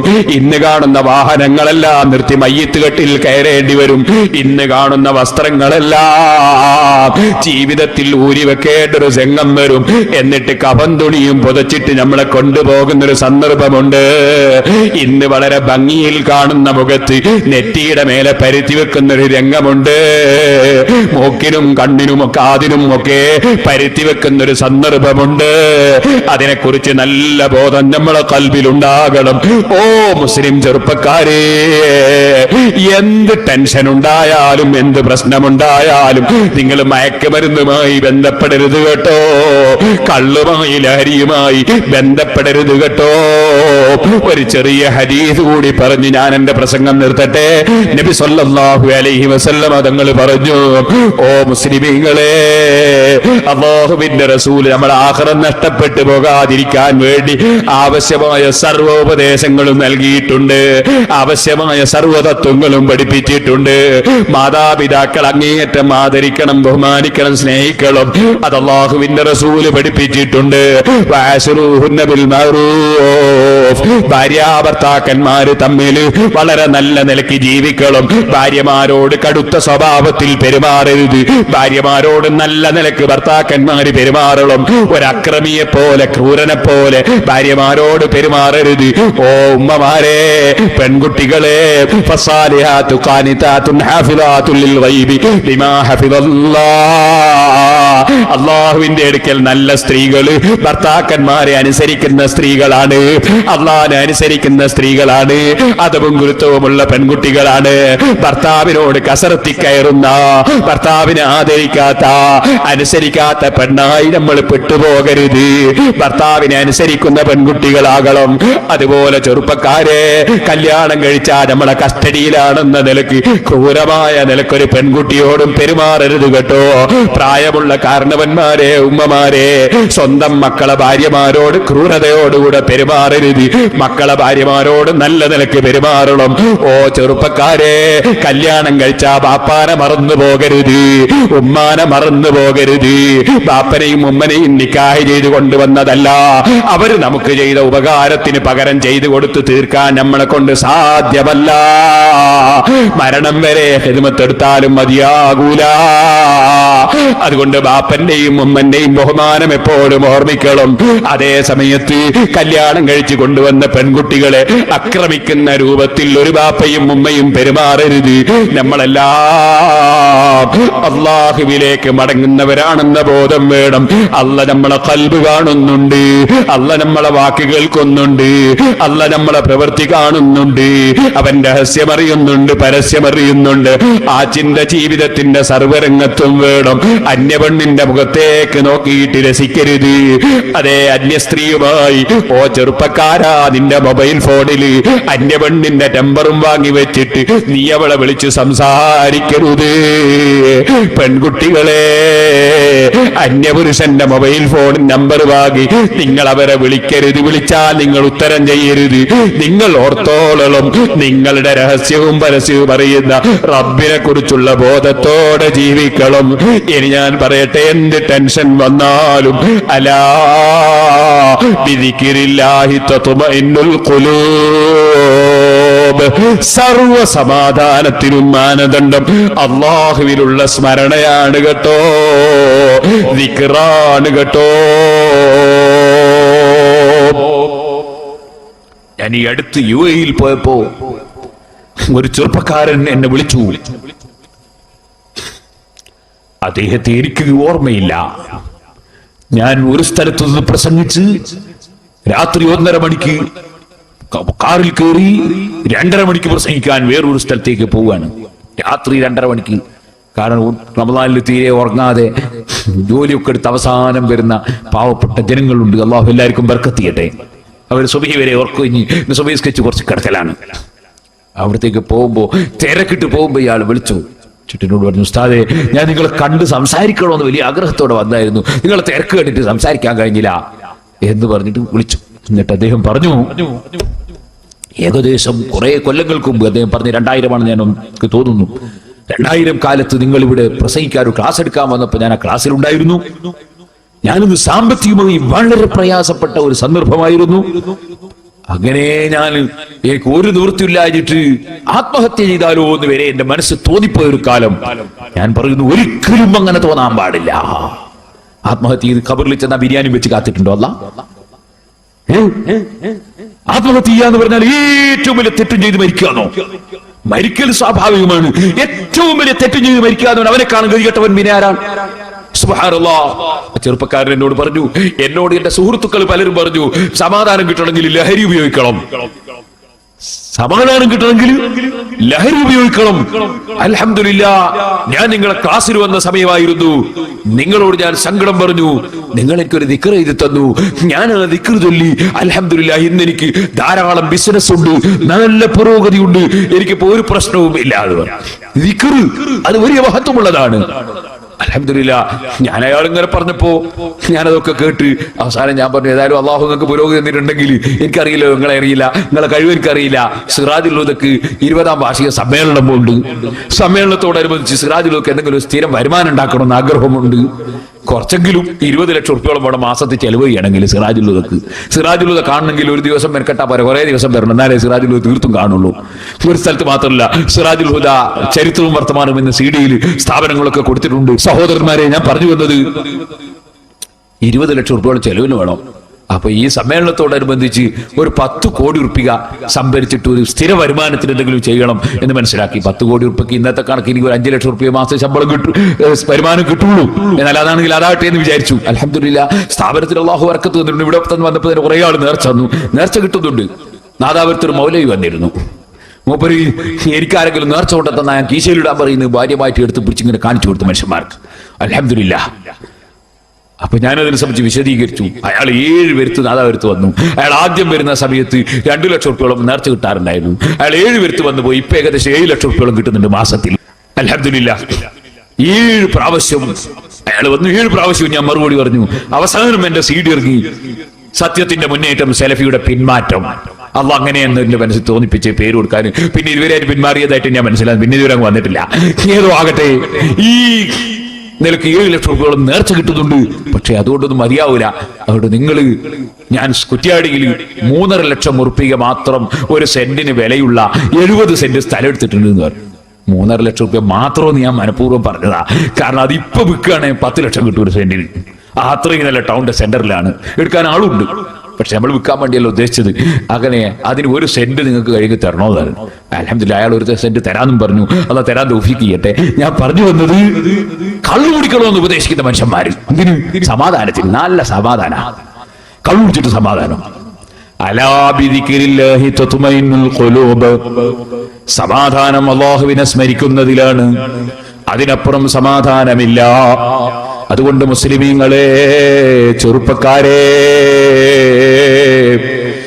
എന്ത് പ്രശ്നം വന്നാലും നിങ്ങൾ കള്ള് ലഹരി ചിന്തിക്കരുത് കേട്ടോ. ജീവിതത്തിൽ ആരെങ്കിലും ദുർബല നിമിഷത്തിൽ വല്ല തെറ്റും വന്നവരുണ്ടെങ്കിൽ അള്ളാഹു നമുക്ക് എല്ലാവർക്കും പുറത്തു തരുമാറാകട്ടെ. ഒരു ഹദീസും കൂടി പറഞ്ഞ് ഞാൻ എന്റെ പ്രസംഗം നിർത്തട്ടെ. എന്റെ ചെറുപ്പക്കാരൊക്കെ എഴുന്നേറ്റ് നിൽക്കണം. ദൂരെ നിൽക്കുന്ന മുഅ്മിനീങ്ങളൊക്കെ മജ്‌ലിസിലേക്ക് ഇറങ്ങി വരണം. നമുക്ക് അള്ളാഹുവിനോട് ദുആ ചെയ്ത് പിരിയണം. നബി സല്ലല്ലാഹു അലൈഹി വസല്ലം തങ്ങളുടെ സമീപത്ത് അതാ വരുന്നു ഒരാള്, യമൻകാരനാണ്. അദ്ദേഹം വന്നിട്ട് നബി സല്ലല്ലാഹു അലൈഹി വസല്ലം തങ്ങളോട് പറയുന്നു, മുന്നോട്ട് അടുക്കണ്ട, പിന്നുന്ന് കുറച്ച് കസേരങ്ങ് മാറ്റിക്കണ്ടാ മതി. നബി സല്ലല്ലാഹു അലൈഹി വസല്ലം തങ്ങളോട് പറയുന്നു, ഓ നബിയേ, യമനിൽ ഞങ്ങളിൽപ്പെട്ട പലരും കുടിക്കുന്ന ഒരു പാനീയമുണ്ട്. ആ പാനീയം കള്ളല്ല, ഖംറല്ല, കള്ളല്ല, കുടിക്കുന്നൊരു വെള്ളമുണ്ട്. ഉടനെ തന്നെ നബി തങ്ങളുടെ ചോദ്യം, അവ മുസ്കിറുൻ ഹുവ, അത് ലഹരി ഉണ്ടാക്കുന്നതാണോ? ലഹരി ഉണ്ടാക്കുന്നതാണോ? ഖാല നഅം, അതെ. ഉടനെ തന്നെ നബി സല്ലല്ലാഹു അലൈഹി വസല്ലം തങ്ങളുടെ മറുപടി, ലഹരി ഉണ്ടാക്കുന്നതെല്ലാം ഹറാം തന്നെ, ലഹരി ഉണ്ടാക്കുന്നതെല്ലാം കള്ള് തന്നെ. ലഹരിയുള്ള സാധനം വല്ലവനും കുടിച്ചാൽ, ലഹരി ഉണ്ടാകുന്ന വസ്തു വല്ലവനും കുടിച്ചാൽ, നബി സല്ലല്ലാഹു അലൈഹി വസല്ലം തങ്ങൾ പറയാണ്, ഹഖ്ഖുൻ അലല്ലാഹ്, അല്ലാഹ് ഏറ്റെടുത്തൊരു കടപ്പാടാണ്, ബാധ്യതയാണ്. അല്ലാഹ് ആരോടും കടപ്പാടില്ല, പക്ഷെ അല്ലാഹ് ചില കാര്യം സ്വന്തം ഏറ്റെടുക്കലുണ്ട്. അല്ലാഹ് ഏറ്റെടുത്തൊരു സംഗതിയാണ്, അയ്യസ്ഖിയഹു മിൻ തീനത്തിൽ ഖബാൽ, ലഹരി കുടിക്കുന്നവനെ അല്ലാഹ് തീനത്തുൽ ഖബാൽ കുടിപ്പിക്കും. നബി സല്ലല്ലാഹു അലൈഹി വസല്ലം തങ്ങൾ ഇത് പറഞ്ഞപ്പോ സഹാബത്ത് ചോദിക്കുന്നു, വമാ തീനത്തുൽ ഖബാൽ യാ റസൂലല്ലാഹ്, തീനത്തുൽ ഖബാൽ എന്ന് പറഞ്ഞാൽ എന്താണ് നബിയേ? നബി സല്ലല്ലാഹു അലൈഹി വസല്ലം തങ്ങൾ മറുപടി, അറഖു അഹ്ലിന്നാർ ഔ സാറത്തു അഹ്ലിന്നാർ, നരകക്കാര ശരീരത്തിൽ ഒലിക്കുന്ന നീര്, ചലം, നരകക്കാര ശരീരത്തിൽ ഒലിക്കുന്ന നീരും ചലവും, അതാണ് തീനത്തുൽ ഖബാൽ. ഓ മുസ്ലിമീങ്ങളെ, ഓ മുസ്ലിം ചെറുപ്പക്കാരെ, അള്ളാഹുവിന്റെ ഹബീബായ നബി സല്ലല്ലാഹു അലൈഹി വസല്ലമ തങ്ങൾ പറഞ്ഞ ആ വാക്ക് നിങ്ങൾ ചിന്തിച്ചോ? ആരാണ് നരകക്കാരെന്ന് പറയുന്നത്? അബൂജഹൽ നരകക്കാരനാണ്, ഉത്ബത്ത് നരകക്കാരനാണ്, ഫിറഔന് നരകക്കാരനാണ്, നമ്രൂദ് നരകക്കാരനാണ്. അവരൊക്കെ അമ്പിയാക്കളെ പ്രതിപക്ഷത്തുള്ളവരാണ്. അമ്പിയാക്കളുടെയും ഔലിയാക്കളുടെയും ശത്രുക്കളല്ലേ നരകക്കാരെന്ന് പറയുന്നത്? ഫിറഔൻ അല്ലാഹുവിന് പകരം ഞാൻ റബ്ബാണെന്ന് വാദിച്ച ധിക്കാരിയാണ്. പിഞ്ചുമക്കളെ കൊന്നൊടുക്കിയ അക്രമിയാണ്. നമ്രൂദ് എന്ന് പറയുന്നത് ഇബ്രാഹിം നബി അലൈഹിസ്സലാമിനെ തീയിലിട്ട ധിക്കാരിയാണ്. അതേ അബൂജഹൽ എന്ന് പറയുന്നത് അല്ലാഹുവിന്റെ റസൂൽ സല്ലല്ലാഹു അലൈഹി വസല്ലമ തങ്ങളെ എല്ലാ നിലക്കും ശല്യം ചെയ്ത വ്യക്തിയാണ്. അറിയാമല്ലോ, ഈ മനുഷ്യന്മാര് നരകക്കാരല്ലേ? ആ നരകക്കാര ശരീരത്തിൽ ഒലിക്കുന്ന നീരും ചലവും നിങ്ങൾ അതിന്റെ ഗൗരവം ചിന്തിച്ചിട്ടുണ്ടോ മുസ്ലിമീങ്ങളെ? നിങ്ങൾ നോക്കൂ, ഈ ഭൂമിയിലുള്ള തീ, ഈ ഭൂമിയിലുള്ള തീന്റെ 70 ഇരട്ടി ചൂടാണ് ജഹന്നമിന്റെ തീ. ഇവിടെയുള്ള തീ കൊണ്ട് തിളച്ചു മറിയുന്ന ചൂടുവെള്ളം ശരീരത്തിൽ ഒഴിഞ്ഞു പോയാൽ തന്നെ ശരീരം പൊക്കിള പൊങ്ങി, ശരീരത്തിൽ നീരൊലിച്ചു, ചലമൊലിച്ചു. എങ്കിൽ ഇവിടെയുള്ള തീന്റെ 70 ഇരട്ടി ചൂടുള്ള തീ, ആ തീയിലേക്ക് അതാ ലക്ഷണം കെട്ട ഫിറഔന് പോയി വീഴുമ്പോൾ, നമ്രൂദ് വീഴുമ്പോൾ, അബൂജഹൽ വീഴുമ്പോൾ അവരെ ശരീരം മുഴുക്കെ പൊക്കിള പൊങ്ങിയിട്ട് അതിന്റെ ഉള്ളിൽ നിന്ന് ചലമൊലിക്കുമ്പോ, നീരൊലിക്കുമ്പോ അത് നക്കേണ്ടി വരിക എന്ന് പറഞ്ഞാൽ, അത് കുടിക്കേണ്ടി വരിക എന്ന് പറഞ്ഞാൽ, അതുപോലെ ഗതികെട്ടവൻ വേറെയുണ്ടോ? അതുകൊണ്ട് മുസ്ലിം ചെറുപ്പക്കാരെ, ജീവിതത്തിൽ എന്ത് പ്രശ്നം വന്നാലും ഒരിക്കലും നീ ലഹരി ചിന്തിക്കല്ല കേട്ടോ, കള്ള് ചിന്തിക്കല്ല കേട്ടോ, ബ്രാഡിയും വിസ്കിയും ബാറും ബീറും ചിന്തിക്കല്ല കേട്ടോ. അള്ളാഹുവിങ്കലേക്കൊരു യാത്രയുണ്ടെന്ന ബോധത്തോടെ, എല്ലാ പവറും നശിക്കുന്ന ഒരു ദിവസമുണ്ടെന്ന ബോധത്തോടെ നമ്മൾ അള്ളാഹുവിലേക്ക് മനസ്സ് തിരിച്ച് ജീവിക്കണം. അള്ളാഹ് നമ്മളെ രഹസ്യം അറിയുന്നു, പരസ്യം അറിയുന്നു. ആ റബ്ബിലേക്ക് തൗബ ചെയ്ത് ജീവിക്കണം. എപ്പോഴും മാപ്പ് പറഞ്ഞുകൊണ്ടേ ഇരിക്കണം, അള്ളാഹുവിനോട് മാപ്പ് പറഞ്ഞുകൊണ്ടേ ഇരിക്കണം. ഈ പാവപ്പെട്ട ഞാനിവിടെ വന്നപ്പോ ഇവിടെയുള്ള പ്രവർത്തകന്മാർ ഞങ്ങൾക്കൊരു വാത് പറയണമെന്ന് ആവശ്യപ്പെട്ടു. ആരോടും വാത് പറയാൻ ഈ പാവപ്പെട്ടവൻ അർഹതയില്ല. ഈ സദസ്സിൽ ഏറ്റവും കൂടുതൽ എന്റെ റബ്ബിനോട് മാപ്പ് ചോദിക്കേണ്ട പാപി ഞാൻ തന്നെയാണെന്ന് ഞാൻ കരുതണം. അതുപോലെ നിങ്ങൾ ഓരോരുത്തരും കരുതണം. അല്ലാഹു ജല്ല ജലാലുഹു ജീവിതത്തിൽ വന്ന സർവ്വ പാപങ്ങളും പൊറുത്ത് നമ്മെ ശുദ്ധീകരിക്കട്ടെ. നമ്മളെ അല്ലാഹു തആല നന്നാക്കി തരട്ടെ. അല്ലാഹു ജല്ല ജലാലുഹു കിബ്റില്ലാതെ, അസൂയയില്ലാതെ, വൈരാഗ്യമില്ലാതെ, വിദ്വേഷമില്ലാതെ ഖൽബ് വളരെ ശുദ്ധിയായ നിലക്ക് നമുക്ക് അല്ലാഹു തന്ന അവയവങ്ങളും ശരീരവും മനസ്സും അല്ലാഹുവിലേക്ക് തിരിച്ച് തഖ്വയോടെ സുന്നത്ത് ജമാഅത്തിൽ അടിയുറച്ച് ജീവിച്ച് മരിക്കാൻ നമുക്ക് അല്ലാഹു ഭാഗ്യം നൽകട്ടെ. നമ്മുടെ ദുആക്ക് അല്ലാഹു തആല ഉത്തരം നൽകട്ടെ. ഞാൻ ഇപ്പൊ വരുമ്പോ ശൂന്യല്ലാത്തൊരു മൗലവിന്റെ പ്രസംഗം ഞാൻ ലാപ്ടോപ്പിൽ വെച്ചിങ്ങനെ കേട്ടു. ഞാൻ കേട്ടിട്ട് നിങ്ങളാരും കേൾക്കാൻ പോണ്ട. അത് നിങ്ങൾക്ക് ചിലപ്പോൾ ഹറാമായിരിക്കും, എനിക്കത് വുജൂബായിരിക്കും. ഇപ്പൊ പറഞ്ഞു കുടുങ്ങിപ്പോട്ടല്ല, അള്ളാന്റെ ഒക്കെ കുടുങ്ങണ്ടാച്ച് പറഞ്ഞാണ്. നിങ്ങൾക്ക് ചിലപ്പോൾ ഹറാമാകും, എനിക്കത് വുജൂബാകും. അങ്ങനെയാണ്. ഒരു കുഷ്ഠരോഗിന്റെ അടുത്തൊരു സാധാരണക്കാരൻ പോയിട്ട്, അല്ലെങ്കിൽ മറ്റൊരു പകർച്ചവ്യാധി ഉള്ളവന്റെ അടുക്കൽ ഒരു സാധാരണക്കാരൻ പോയിട്ട് ഇങ്ങനെ നിൽക്കുമ്പോൾ ഡോക്ടർ പറയും നിങ്ങൾ അവിടെ പോണ്ട, അങ്ങനെ നിങ്ങൾക്കും കൂടി രോഗം പകരണ്ട. ഡോക്ടർക്ക് വെറുപ്പുണ്ടായിരുന്നല്ല. അതേസമയത്ത് അപ്പൊ ഡോക്ടർ സൂചി വെക്കാൻ പോകുന്നുണ്ടല്ലോ, നിങ്ങൾ നോക്കണ്ട, ഡോക്ടർക്ക് പോലും നിർബന്ധമാണ്. ഡോക്ടർ പോലും നിർബന്ധമാണ്. അയാൾക്ക് അതിന്റെ മരുന്നും അറിയാം, അയാൾക്ക് അതിന് പുരട്ടേണ്ട മരുന്നും അറിയാം, കുടിക്കേണ്ട മരുന്നും അറിയാം. അതേസമയത്ത് അല്ലാത്തവന് പോയി ആ രോഗം വന്നിട്ട് പറഞ്ഞിട്ട് കാര്യമില്ല. ശരീരത്തിന് മുറിവേറ്റാൽ ഒരു നിലക്ക് ഉണങ്ങിയില്ലെങ്കിലും മരിക്കുന്നതോടെ പരിഹരിച്ചു. ആത്മാവിന് മുറിവേറ്റാൽ, ഈമാനിന് മുറിവേറ്റാൽ മരിക്കുന്നതോടുകൂടി അതിന്റെ പ്രശ്നം തുടങ്ങുകയാണ്. അപ്പം ഈമാനിന് മുറിവേൽക്കുന്നതാണ് ഏറ്റവും ഭയപ്പെടേണ്ടത്, ശരീരത്തിന് മുറിവേൽക്കുന്നതല്ല. ഉറുമി വീശുന്ന സ്ഥലത്ത് നിങ്ങൾ ആരും നിൽക്കൂല, മാറിക്കളിയും. തട്ടിപ്പോകുന്നു പേടിച്ചിട്ടാ, ശരീരത്തിന് മുറിയുന്നു പേടിച്ചിട്ടാ. എന്നാൽ സുന്നത്തിമാത്തിനെതിരായ ആശയം പറയുന്ന സ്ഥലത്ത് ഒരിക്കലും പോയി നിൽക്കാൻ പാടില്ല. കാരണം അത് ഈമാനിന് മുറിവേൽക്കുന്ന ആയുധമാണ് അവിടെ പ്രയോഗിക്കുന്നത്. ഒരിക്കലും പോയി നിൽക്കാൻ പാടില്ല. ഈമാൻ ഏറ്റവും വില പിടിച്ചതാ. ആ ബോധം നമുക്കുണ്ടാകണം. അപ്പൊ ഞാൻ പറഞ്ഞു കേട്ടോണ്ടിരിക്കുമ്പോ ഒരു മൗലവി എന്നെ പരിഹസിച്ചിട്ട് പറയാ, നമ്മുടെ പിരിവ് വീരൻ എന്നെ കൊണ്ട് പറയാണ്, പിരിവ് വീരൻ, പേരോട് അബ്ദുറഹ്മാൻ സഖാഫി, അയാൾ പിരിവെടുക്കുന്നു, ആളുകളോട് പിരിവെടുക്കുന്നു. പിരിവെടുത്തിട്ടാണ് നബി സല്ലല്ലാഹു അലൈഹി വസല്ലം ദീനെടുത്തിയത്. പരിശുദ്ധ ഖുർആനിൽ അല്ലാഹു പറഞ്ഞു, ലാ ഖൈറ ഫീ കസീരിൻ മിൻ നജ്വാഹും ഇല്ലാ മൻ അമറ ബിസ്സദഖ. അധികം ആളുകളുടെ സംസാരത്തിനും ഖൈറില്ല. ഖൈറുള്ള സംസാരം ഇല്ലാ മൻ അമറ ബിസ്സദഖ, ധർമ്മം ചെയ്യാൻ വേണ്ടി കൽപ്പിക്കുന്ന സംസാരമാണ്, ധർമ്മം ചെയ്യാൻ വേണ്ടി നിർദ്ദേശിക്കുന്ന സംസാരമാണ് ഏറ്റവും ഖൈറായ സംസാരം. പരിശുദ്ധ ഖുർആൻ എന്ന് പറഞ്ഞാൽ പോരാ, ഖുർആൻ എന്താ ഉള്ളത് മനസ്സിലാക്കണം. ലാ ഖൈറ ഫീ കസീരിൻ മിൻ നജ്വാഹും ഇല്ലാ മൻ അമറ ബിസ്സദഖ ഔ മഅറൂഫ്, നല്ല കാര്യം കൽപ്പിക്കുന്ന സംസാരം, ഔ ഇസ്ലാഹിൻ ബൈനൻ നാസ്, ജനങ്ങളെ പരസ്പരം യോജിപ്പിക്കുന്ന സംസാരം, തമ്മിലടിപ്പിക്കുന്ന സംസാരമല്ല. അതാണ് ഏറ്റവും ഖൈറായ സംസാരം എന്നാണ് പരിശുദ്ധ ഖുർആൻ പറഞ്ഞത്. അല്ലാഹു ജല്ല ജലാലുഹു നമുക്ക് ഹിദായത്തിന്റെ വെളിച്ചം ഏറ്റി തരുമാറാകട്ടെ, ഈമാൻ വർദ്ധിപ്പിച്ചു തരുമാറാകട്ടെ, തഖ്വയോടെ ജീവിച്ച് മരിക്കാനുള്ള ഭാഗ്യം നൽകുമാറാകട്ടെ.